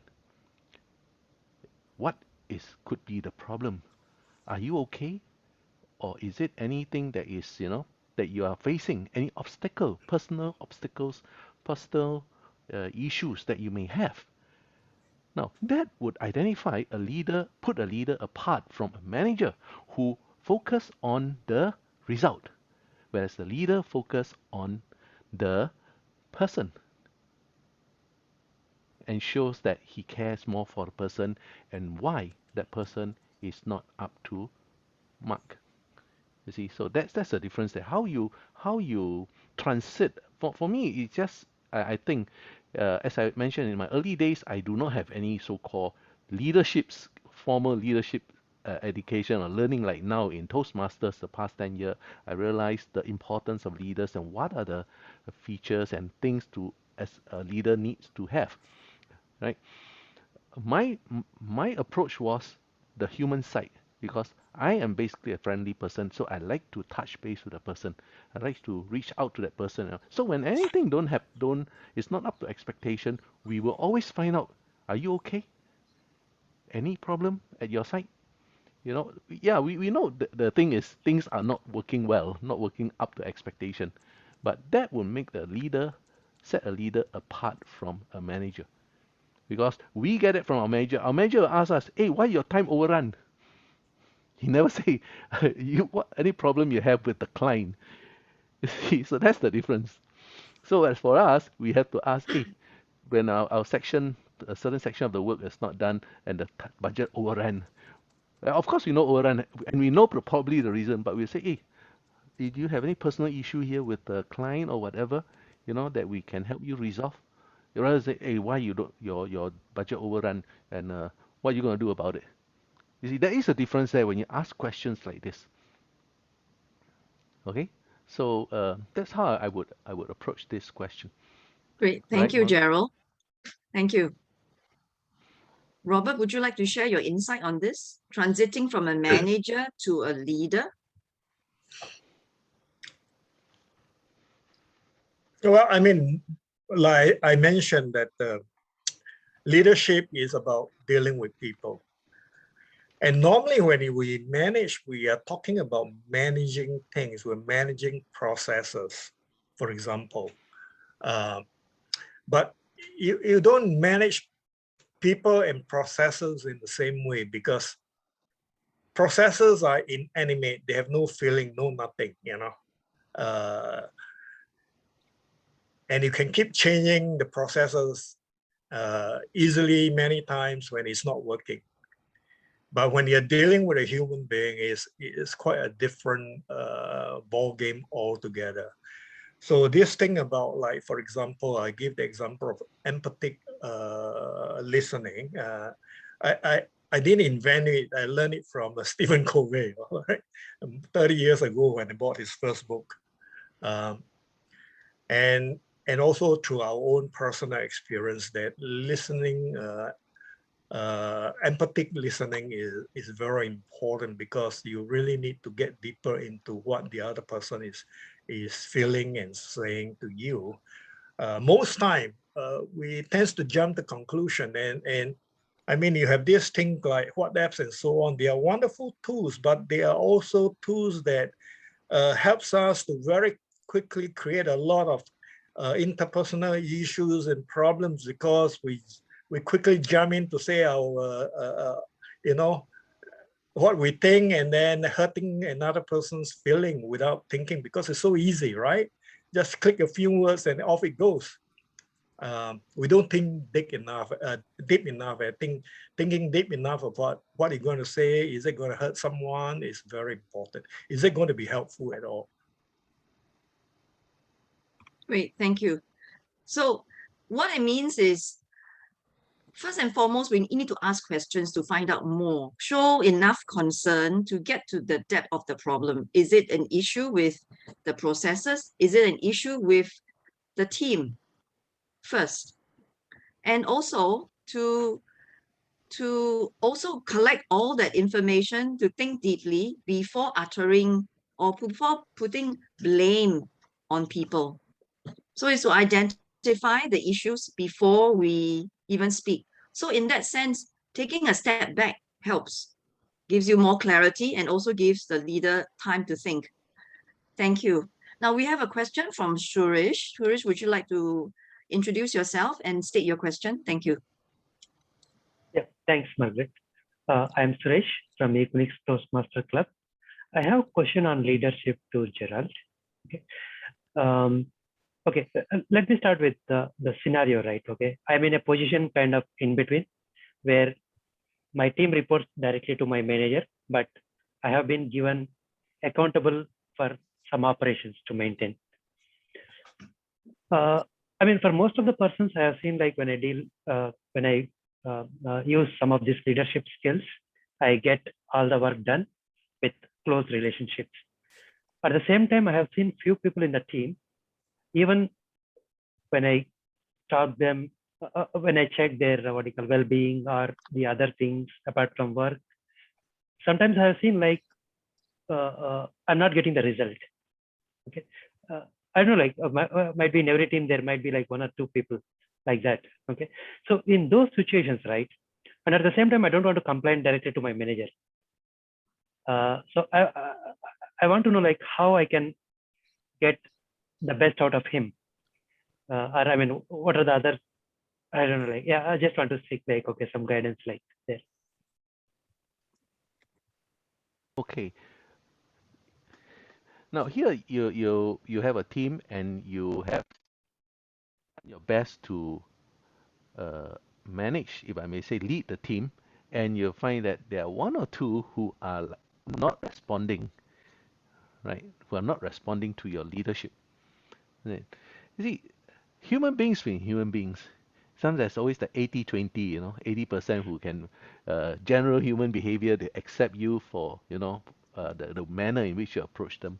And there's always that 20%, who may need a little bit more, if I may use care, a little bit more attention, a little bit more handling with finesse, because they may be from their traits, their personality, they may have a certain mistrust or, certain insecurity more than the rest.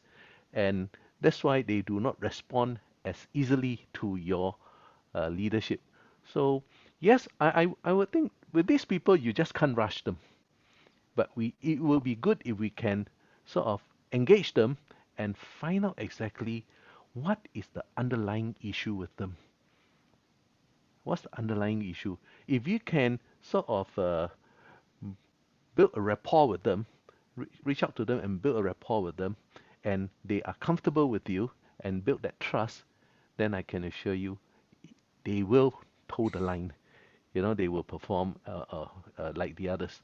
See, so why there are two issues here is why are they like that is probably, as I said, their innate personality or the personal experience, the way they grew up, past experience.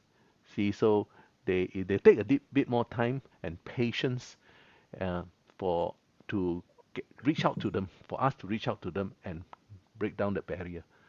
You see, so but in the meantime, maybe we could still engage them, but run along with the rest and let them see that maybe a little bit of prodding, yeah, and win their trust over, and they will catch up. See, I know in this world there are no human being. It's very difficult to get 100% everybody to run with you at the same time, right from the start. There will be some stragglers because for personal reasons or for other reasons. Yeah, if we could reach out to them, find out what are the underlying issues, then it will make our job easier. See, Yeah, so it's also the communication as well. Yeah, when we communicate with them, we emphasize more. Maybe it's their family issues, maybe it's the emotional issues. But if we don't engage them, we don't uh, get it from them, we will never know why, and it will never be able to resolve the issue. Okay, Suresh, I hope Yeah, that yeah, addressed your question. Thank you. yeah, yeah. Thanks, thanks. Thank you, Suresh.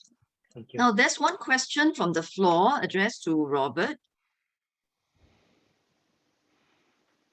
It's from Terence Nunes. He says, Robert, can you please explain a little bit more about the Gibbs reflective cycle and how we can best apply it? A bit technical there. Well, that's something that I've seen some Toastmaster use.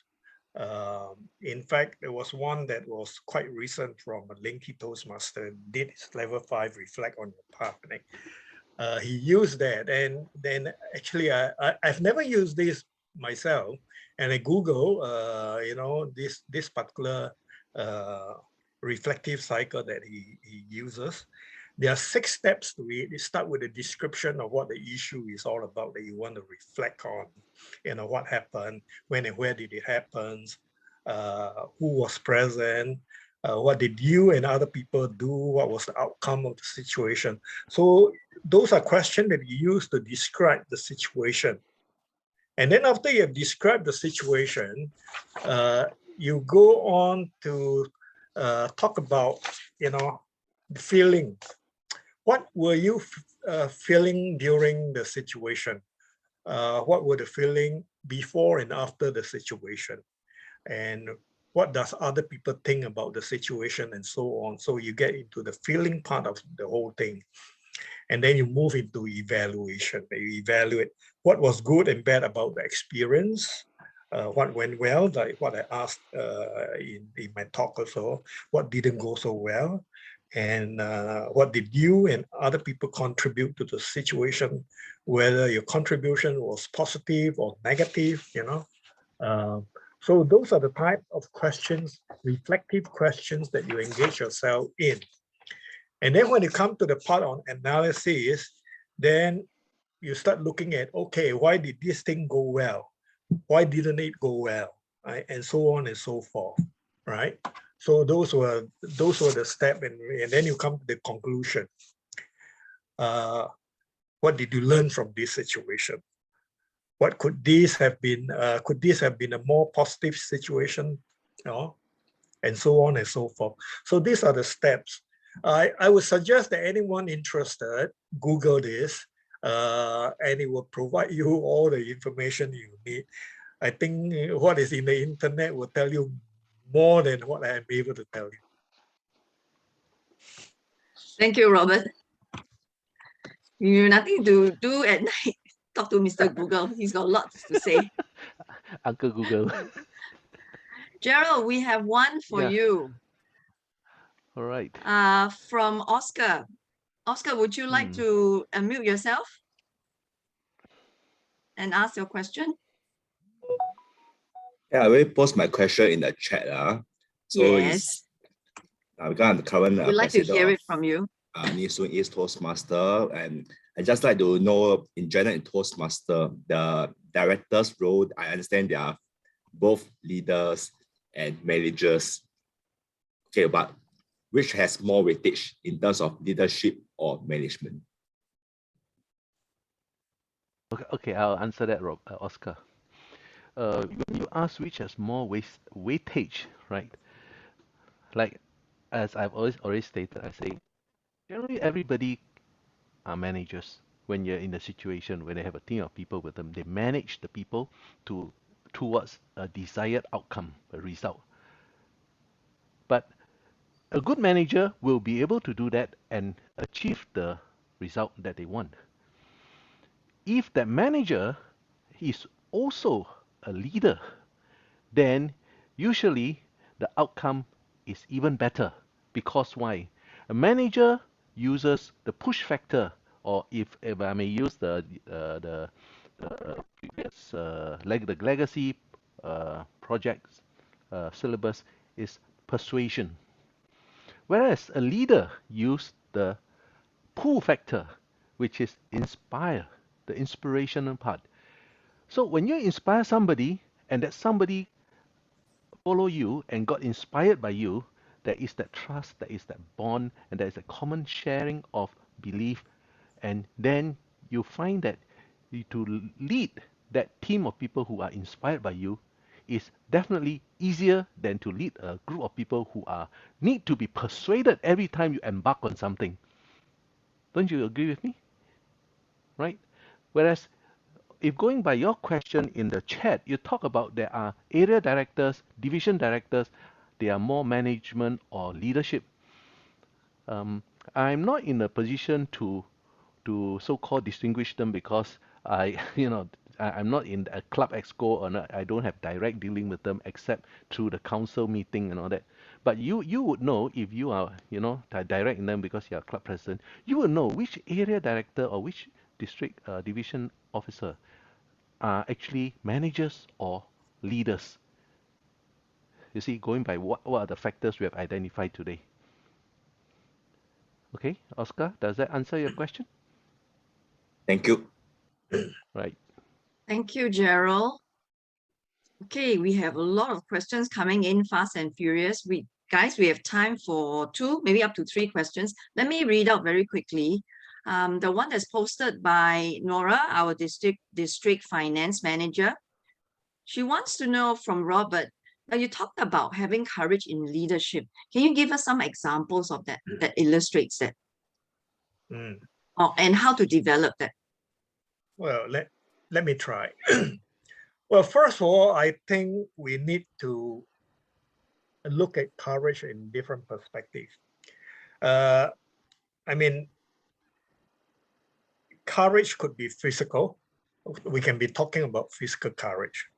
That is, a person is brave in the face of risk of bodily harm, and you have the courage to still go ahead, like that lady who was trying to save the boyfriend when the car burned, crashed in Tanjong Pagar, and that kind of instinctive kind of courage, even without any regard to bodily harm to her. So that's kind of the physical courage. And then we have this thing called social courage, feeling comfortable in a social setting, right? Some people just don't like it, don't have the courage to do it. They would rather stay at home rather than that. And the one that I spoke about, you can call that moral courage, the one that I illustrated earlier about what happened to me and so on. You need a different kind of courage. It's doing the right thing kind of courage, And then, of course, you have what is called emotional courage, open to feeling emotional experiences, and intellectual courage, for example, willing to grapple with a new, different or confusing concept, for example. Some people are just afraid of going Zoom, They just say, oh, Zoom, oh, I better not, It's just too confusing, too complicated for them, right? So they never go virtual at all. They wait for physical meeting, otherwise they would drop out of the Toastmaster movement. After 2 years, that's going to happen. That's what will happen, right? And of course, we have also the other one that is more spiritual and so on. But at the end of the day, when we talk about courage, about boldness, it must be something that is of some kind of based on reasoned judgment. You don't just bang your head against the wall and you say, I'm, courageous, and when you talk about doing something risky, must also be some kind of calculated risk taking, right? You don't just blindly go into it. But I guess it is some form of exertive, reflective kind of a disposition on your part. And something that it make it decisive, but it must be rational, All courage must be rational and not just because you want to, I'm, so gung-ho. So, I mean, So depend on the situation you are in, really. You have to make your stance, you have to make your stand, right? That's what courage is. And if you want, you need intellectual courage. And to build the intellectual courage, you have to acquire the knowledge. Like you can't say, oh, I don't have the courage to be a trainer. The reason why you don't have the courage to be a trainer is because you don't know enough of a particular subject. But I'm sure if you try to master that subject, it will build your courage to be a trainer. I hope it answers your questions. Yes, thank you. Thank you. Thank you, Robert. Okay, we have time for two more questions, two final questions. And this is from Siying, the Division Director for Division A. This is for the panel. Now, leaders try to do too much. We try to help too much. The question is, when do we let go?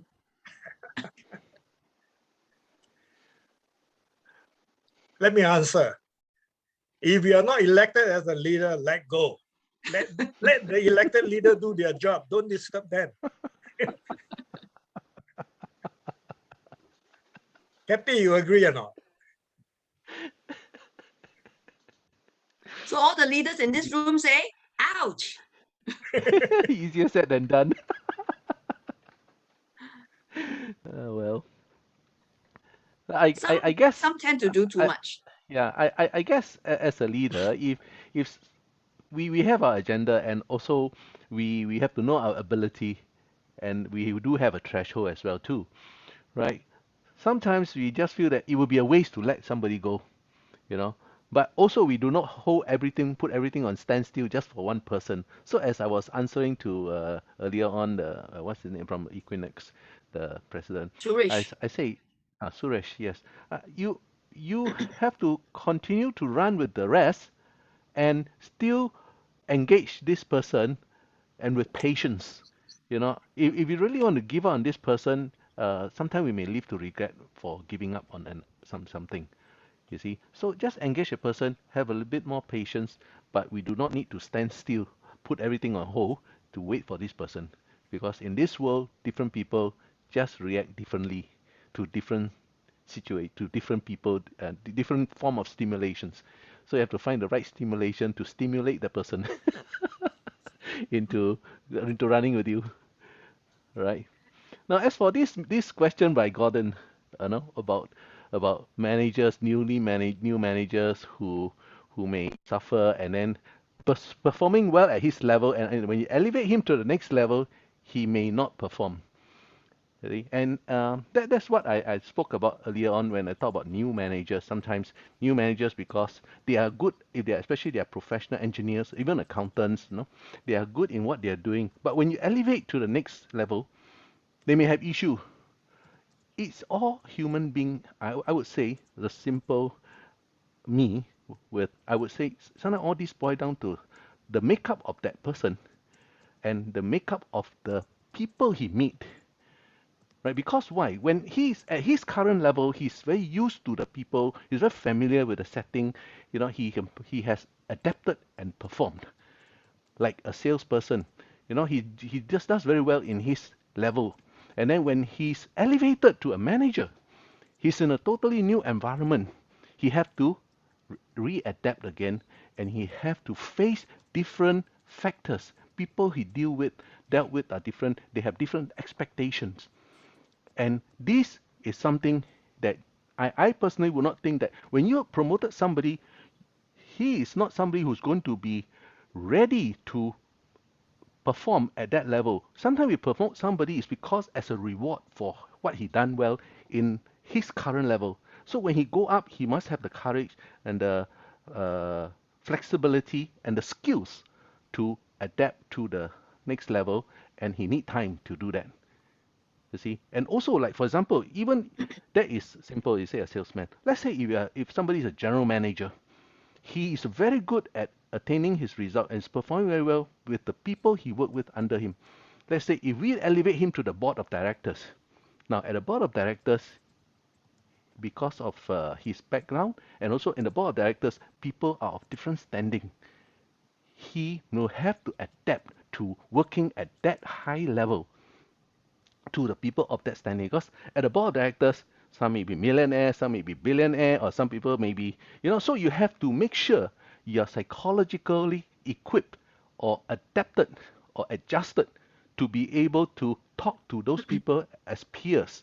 If you are not able to adjust to that level, you will be having mental torture every time you need to talk to them because you are talking at different level.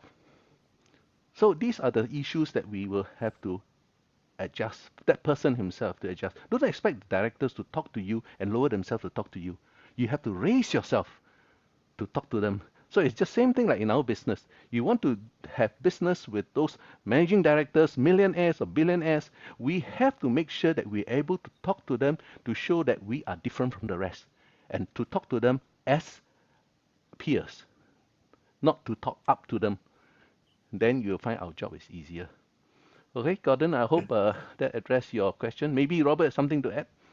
Your perspective? Okay.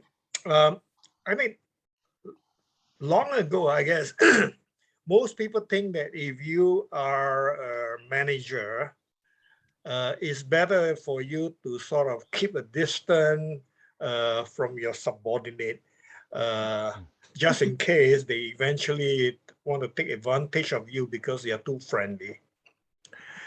And I think there's a lot of people still have the kind of mentality which I disagree with, because if you are not able to stay close with them, how can you understand their feeling, and how can you build up a good relationship with the people that works for you? You can't. And for example, take a very simple case. Most households who employ domestic house helper, they have their house helper eat separately. I don't know. Do you think that's a good way? Personally, I think that's not a good way. For me, we always have our meal together with our helper in the same table. After all, she was the one that cooked the meal. Goodness. So why would you treat her differently? Let her be part of the family. And that's what we have been doing. Right from day one, when the helper comes, is we have our meal all together all the time, and not you in the kitchen, and we here, and we first, you last. No, together, And I'm sharing this because I'm proud of the way we do things. I have a house helper that has worked for me more than 32 years. She's still working for me. She's already reached her 2 days ago. She celebrated her 60th birthday. And she's still continuing to work with us. So I think we need to, in order to be able to build the relationship and build that trust, I think it's very important to build that trust between you and your subordinate. You need to develop that friendship kind of approach as part of the family kind of approach, so that the person can trust you and not being afraid of you, and so on and so forth. I think they will be open to you, because once they know that you are open to them, they will be open to you. Just like what I spoke about, one of the very important foundational attributes, openness. Of course, when I say openness, doesn't mean that there are certain things that are confidential that you cannot be open about. Obviously, company confidential information. I'm not talking about the kind of openness. I'm talking about the relational type of openness. So I think that's very important. You cannot say, well, I'm more superior than you, therefore you should keep a distance from me. That's rubbish. Thank you, Robert. Thank you once again, Robert and Gerald, for your insightful inputs, your nuggets of gold, I would say, in terms of your experience in leadership as part of your journey, sharing all that with us so that we can condense it and we will draw from the essence of your experiences. I'll now hand the time back to Toastmaster of the Day for the remaining segment of our workshop this afternoon. Sure. Thank you so much, Margaret, Robert, as well as Gerald, for your sharing, as well as Margaret for moderating the session. I have definitely gleaned a lot of lessons from the experiences that you have shared. Next up, we have the announcements. Ladies and gentlemen, please kindly mark down 18th of December. 18th December. Sadly, it's not my birthday, but rather it's the next leadership workshop. It's a joint collaboration with Division E and Division S. And we have two phenomenal speakers lined up as well. The first speaker is Effective Coaching 5, Motivational Strategies 5, Siva K. Murugan. He is a management consultant with 20 years of people engagement experience at senior executive level. He is also a certified trainer, actor, and an executive mentor. Siva is also a life coach, and he will be sharing with us on how to effectively begin with the end in mind. The second speaker is distinguished Toastmaster Zhuo Suzhen. I believe most of you may have known her. She's an expert on group health solutions and a top producer with AIA Singapore. She's renowned for her ability to train leaders and impart knowledge. Her specialty is in creating mentorship programs and picking talents. And she'll be sharing with us how to build a legacy. So ladies and gentlemen, please remember to mark down 18th of December. If you'd like to listen to the two speakers, to lock in the date. The time is the same at 2 p.m. And with that, before I pass the time over to our division director for the closing address, I would like to invite our district director, Distinguished Toastmaster Cathy To share a few words. Distinguished Toastmaster Cathy, please. All right, thank you, Toastmasters of the day. Vincent, can everyone hear me good and loud and clear? Okay, as I listening to the workshop today, to me, it feels like this is a incubation for leaders like me. We have division directors, area directors, and SDOs in among our midst. We have past district leaders, and I do hope that we see in you the future district leaders. In Toastmasters, this is where leaders are made. To some people, it might be micromanaged. I have to say, I come from a micromanaged background, but in order for us to elevate, you need to know what you are saying, you need to know what you're doing before you are able to apply the empathic communication, to apply the empathic leadership, to apply adaptive leadership, because you need to know what's going on before you know what kind of leadership style you should adopt, because different group of people are working with you at each stage of the leadership journey. If you don't know what's going on, look around you. Your team will be that guiding light. If you can't hear what the ground is saying, open your ears. If you can't see what they're trying to show you, pry open your eyes. If you don't know what's going on, open your mouth and ask. There are times where we forgot that there is this thing called asking. There are times where we forgot that we are here to help them, not to resolve the issue, because there is only so much that we can do, but we are trying to give them alternative solution, because for most of them, if you look around you, the solution is just right in front of you. Well, we didn't see it. We just need someone from outside to point to you. Actually, this is just that simple. You just need to do it this way. Or why don't you come from another angle and solve the issue? We are not know-it-all. We are not your ultimate solution problem solver. We are definitely not your goddess. I'm definitely not the Guan Ning Ma. But I can show you an alternative way to solve the issue, because I'm coming from an outside angle. You have it all within yourself. We are leaders in our life, in your family, in your workplace, in Toastmasters. What we have here today, the workshop, the Leadership Incubation Series, It is just a pointing light for you. If you are willing to take that step forward, if you are willing to set the guidance, there's a lot you can achieve. And I do hope to see everyone again in the next series of the workshop. And most of all, I do hope to see you standing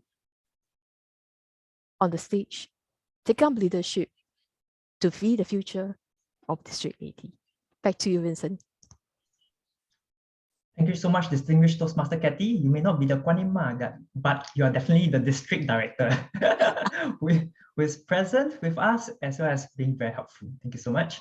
With that, I'd like to hand the time, before I hand the time over to Margaret for the closing address, firstly, I'd like to apologize for the time overrun, because as the MC of the event, I should be more stringent on the time management. So much apologies on that. With that, I'd like to hand the time over to Margaret for the closing address. Margaret, please. Thank you, Toastmaster of the Day. So passing the buck to the moderator, right? Because the moderator took so many questions. But I would like to applaud the audience for being so responsive and so participative. And we tried to take as many questions as we could.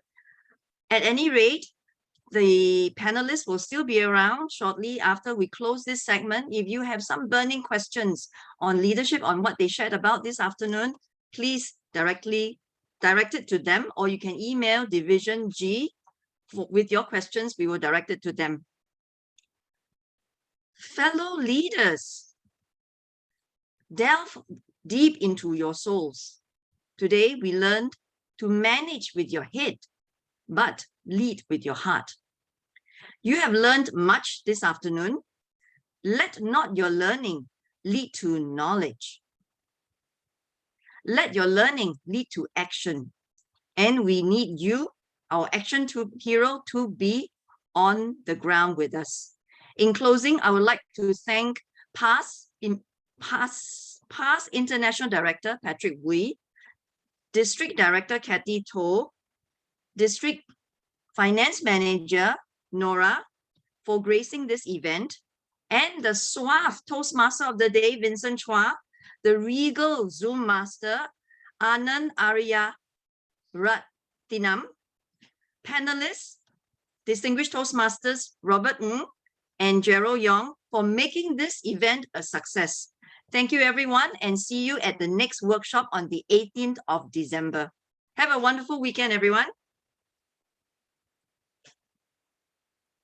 Thank you. Thank you. Bye-bye. Okay, now that it has ended. Well done. Thank you. Thank you, everyone. I'd like to Thank put you. Gerald on the spot.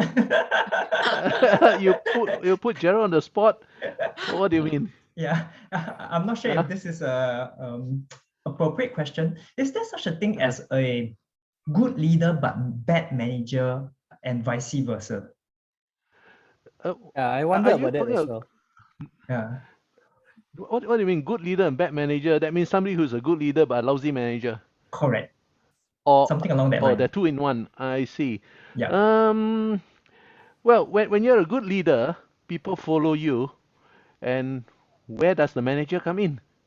Let me ask you. When you're a good leader, people follow you. You get them to do what you want to do because of the pull factor. So where does your management come in? There's no manager to be said about it, right or not?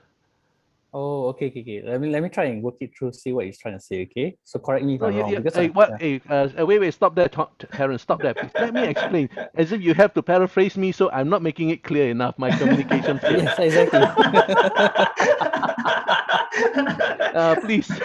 Okay. By the way, should we stop the recording or continue the recording? Up to you all, it's okay. Up to you. I'm okay. I'm not speaking blasphemy. The NG part is usually the most fun part. Yes. No, you see, the thing is this. I talk about leadership and good leadership and bad manager. As I said, when you're a good leadership, when you're a good leader, right? Why you still talk about management in that good leader? You see, because what you need to do is getting people to do what you want them to do, to achieve the end result. That's all. If you're such a good leader with your pull factor, lead by the heart, right? You're able to get people to do what you want to do and achieve what you want them to achieve. That's why I say, where does management come in? The manager doesn't come in at all. Okay, so I'm trying to You see? understand you. Your foundational contention. Oh, there you that go again. have So a again, I diff- haven't communicated No, well what I'm enough. trying to, no, it's not that. No, don't get me wrong. Okay, so what because I'm trying to see both Vincent's side and your side. Basically, you have a different definition of what a leader is and a different definition of what a manager is. Am I correct? Because there's the contention. Is that you're both speaking English, but you're meaning different things. You're using the same terms, but you mean different things. Am I correct? Yeah, it's a homophone. No. Okay, this is Same something I know. spelling, different meaning. Okay, this is something I noticed in language, right? A lot of Mm. times we are using the same words, but because of the different prism or paradigm of our experience, we mean different things. But I think coming from Vincent's point of view, because I've spoken to him at length before, we work together in certain club issues. His idea of leadership means the management of resources towards a common goal or something along those lines. Am I correct? Yes. Whereas in terms of Gerald, you have a clear dichotomy where leadership is about providing their vision, whereas a leader need not necessarily manage the resources because it is part of his job to find the people to do that. Am I correct? How's that for paraphrasing? Well, can I say something? Of course. Yes, please, Robert. Go ahead. Well, I think earlier I did mention that when you manage, you're talking about managing processes. I mean, you can't really manage people, you lead people, right? I think that's where Jared is coming in. You manage the process. So there are a lot of people who are very good in process management and all that, but they are not necessarily good as leaders and leading people, right? Whereas if you're a great leader, you would know where to turn for resources to make sure the processes are running the way it should be running. So, I mean, a good, I guess, if you interpret it that way, you don't have to be a good manager to be a good leader. Which But I think exactly. is true. Yeah. Exactly. That's where I'm coming from. Okay, but the thing is that Yeah. I would contend that your argument breaks down at one level, and that is the people. Part of leadership is about managing people. Unless you are clear that managing people is distinct from being a manager, because you're talking about managing process. When you talk about management, in your case, you're thinking only a management process. But I would think that perhaps we should understand that people are a resource. I mean, I know it sounds very cold, but people are a resource. Every person that we have under us when we lead has distinct qualities and skills and limitations, correct? So if that be the case, at a certain level, a good leader should be a good manager. Maybe not for the process. I know that in terms of processes, that's not my strength. And that's why when I build teams, I find people who are good at processes. Maybe it's that way. I have a similar thought as Terence as well, in the sense that in order for the processes to move, you need the people to be the input, because they are the one who are implementing the processes, so to speak. Because you can have a fantastic process, workflow, but no one is working on it, the entire process will also break down. So in that sense, could it also mean that by having a good manager indirectly, because you are getting people to do what you want them to do, and as a result, you are also a good leader? Hence, I asked that very first question, could it be the case whereby you could be a very good manager but a lousy leader, or vice versa, where you are a very good manager but lousy leader? I'm confusing myself, but yes, No, I the hope thing you is guys that- get what I mean. No, you see, the thing is, Vincent, no, you're just labeling, Look, you're just labeling. If somebody could not even achieve his objective by trying to lead people, do you call him a leader? And if he's not a leader, how can you say he's a bad leader? Unless you're talking about somebody who's in a position of leadership. You see, yeah, then he's a bad leader per se, But I'm talking about somebody who, by their own free will, they have people following them. You see, if you have a person who's given a title as a leader, and yes, he's not leading people, nobody follow him and all that. Yeah, I agree with you. He's a lousy leader, right? I think maybe but I'm talking, No, I mean, okay, it's like this. If you're given a I have a position, right? question. Oh, who's that? Me, please, yeah. I have a question. Yeah. So just now, based on what Terence or this Gerald said, like, so as a new leader, should they focus on the processes or on the like the values, the behavior, the what the feelings of the team members, or we should prioritize the process first? Which one should, or is both? So what's your opinion? So as a new leader, right, if I would like to lead the team, right, should we focus as processes first, or this behavior or the feelings of the team that I'm leading? What's your opinion? We leave it to the panel here. No, okay. For me, as I mentioned earlier, right? If you are a new leader, you're newly promoted, or you're a new leader, you will carry with you certain background, experience, education, right? Sorry, Oh, Gerald, can you you hear me? broke up. Didn't hear you the last minute. Yep. Some Oh dear. What about sound now? audio. Are you hearing me now? Yep. Yep. Okay, now. Okay. Now, what I'm trying to say, you talk about new, there's interference in the background, eh? Okay, what you're saying, if somebody newly promoted, and that what does he have to concentrate on, the processes or the people, right? I'm thinking that this person who's newly promoted, like somebody who's a engineering in an engineer in an engineering department, or an accountant in an accounting department. Now, when you are promoted one step up, you're given the right to supervise people in the team. You would have to manage the people in your team. So how you manage it, you could actually use the management skills. But to make your job easier, if you know leadership skills, you would also apply leadership skill at the same time.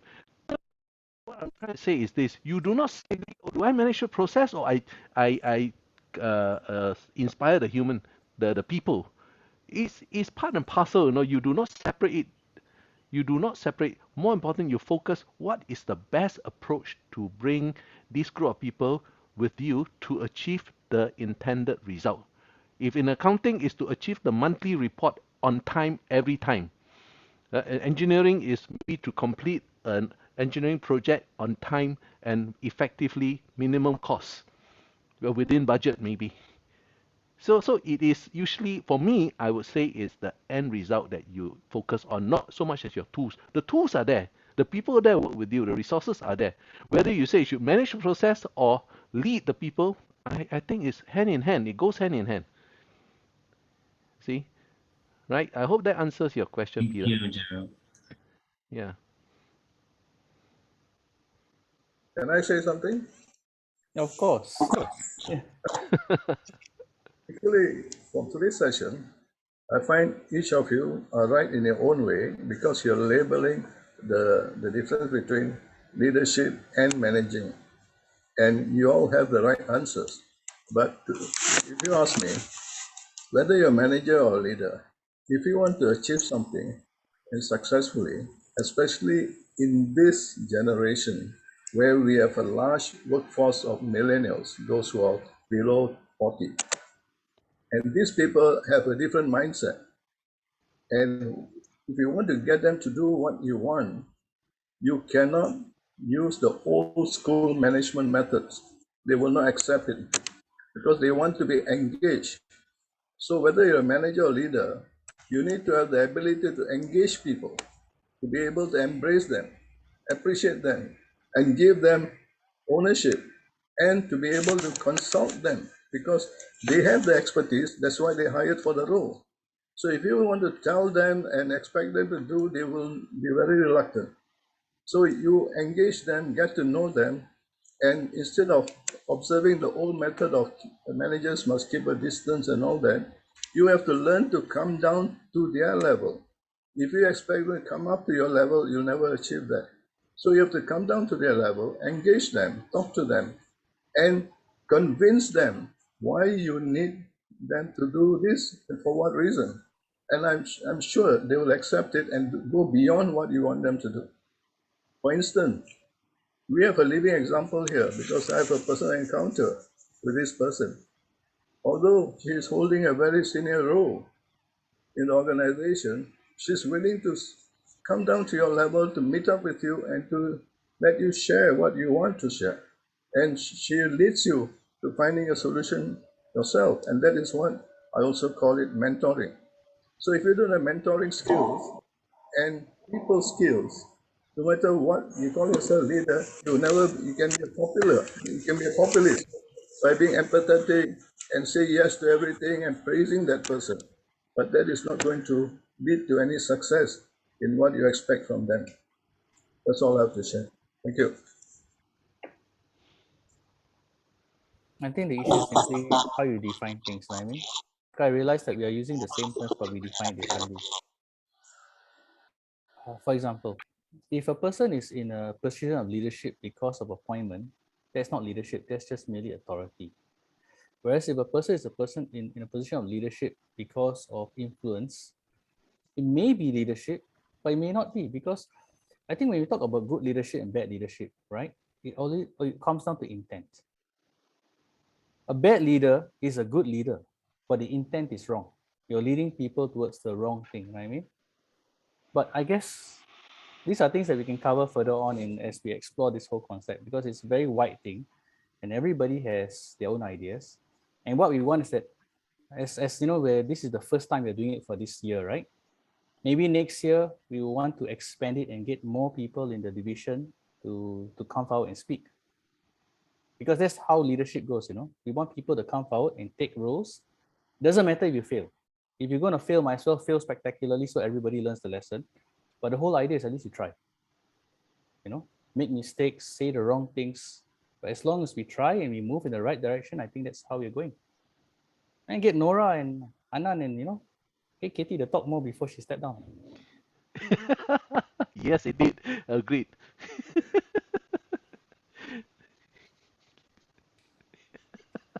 Well, this is by far the most extended segment of the workshop, of our series of workshops. Good job, By the Robert. way, Good sorry, job. Thank I think Katie has some talks coming up. Yeah, so you might prepare. Okay. Okay, Just guys, say I gotta when. go first. I gotta go for my appointment. I apologize. Okay. Yeah, I think All right, I have thank to you, make a everyone. move too. Thank you Hey, very thank much. you, everybody. Thank you for all your input. Thank you, Bye. District 80, for the Bye. Okay. Thank presentation. you. Bye-bye. Thank Appreciate you the for your input, programs Lisa. and workshop. Have a wonderful weekend. Bye. Same Yes, to you. Thank everyone you have a for good sharing weekend. us. Bye. Have a good week ahead. So. We'll see you on the Bye. 18th of December. Thanks again, Anand. All right. Welcome. Thank you for so Welcome. patient. Thank you, Anand. Bye-bye. Thank you for the Bye-bye. background. Very nice. Thanks for All right. this. Welcome. Thanks for the workshop. All right, Oh, I'll see wait. you, Siva. Next up, it will be your show already.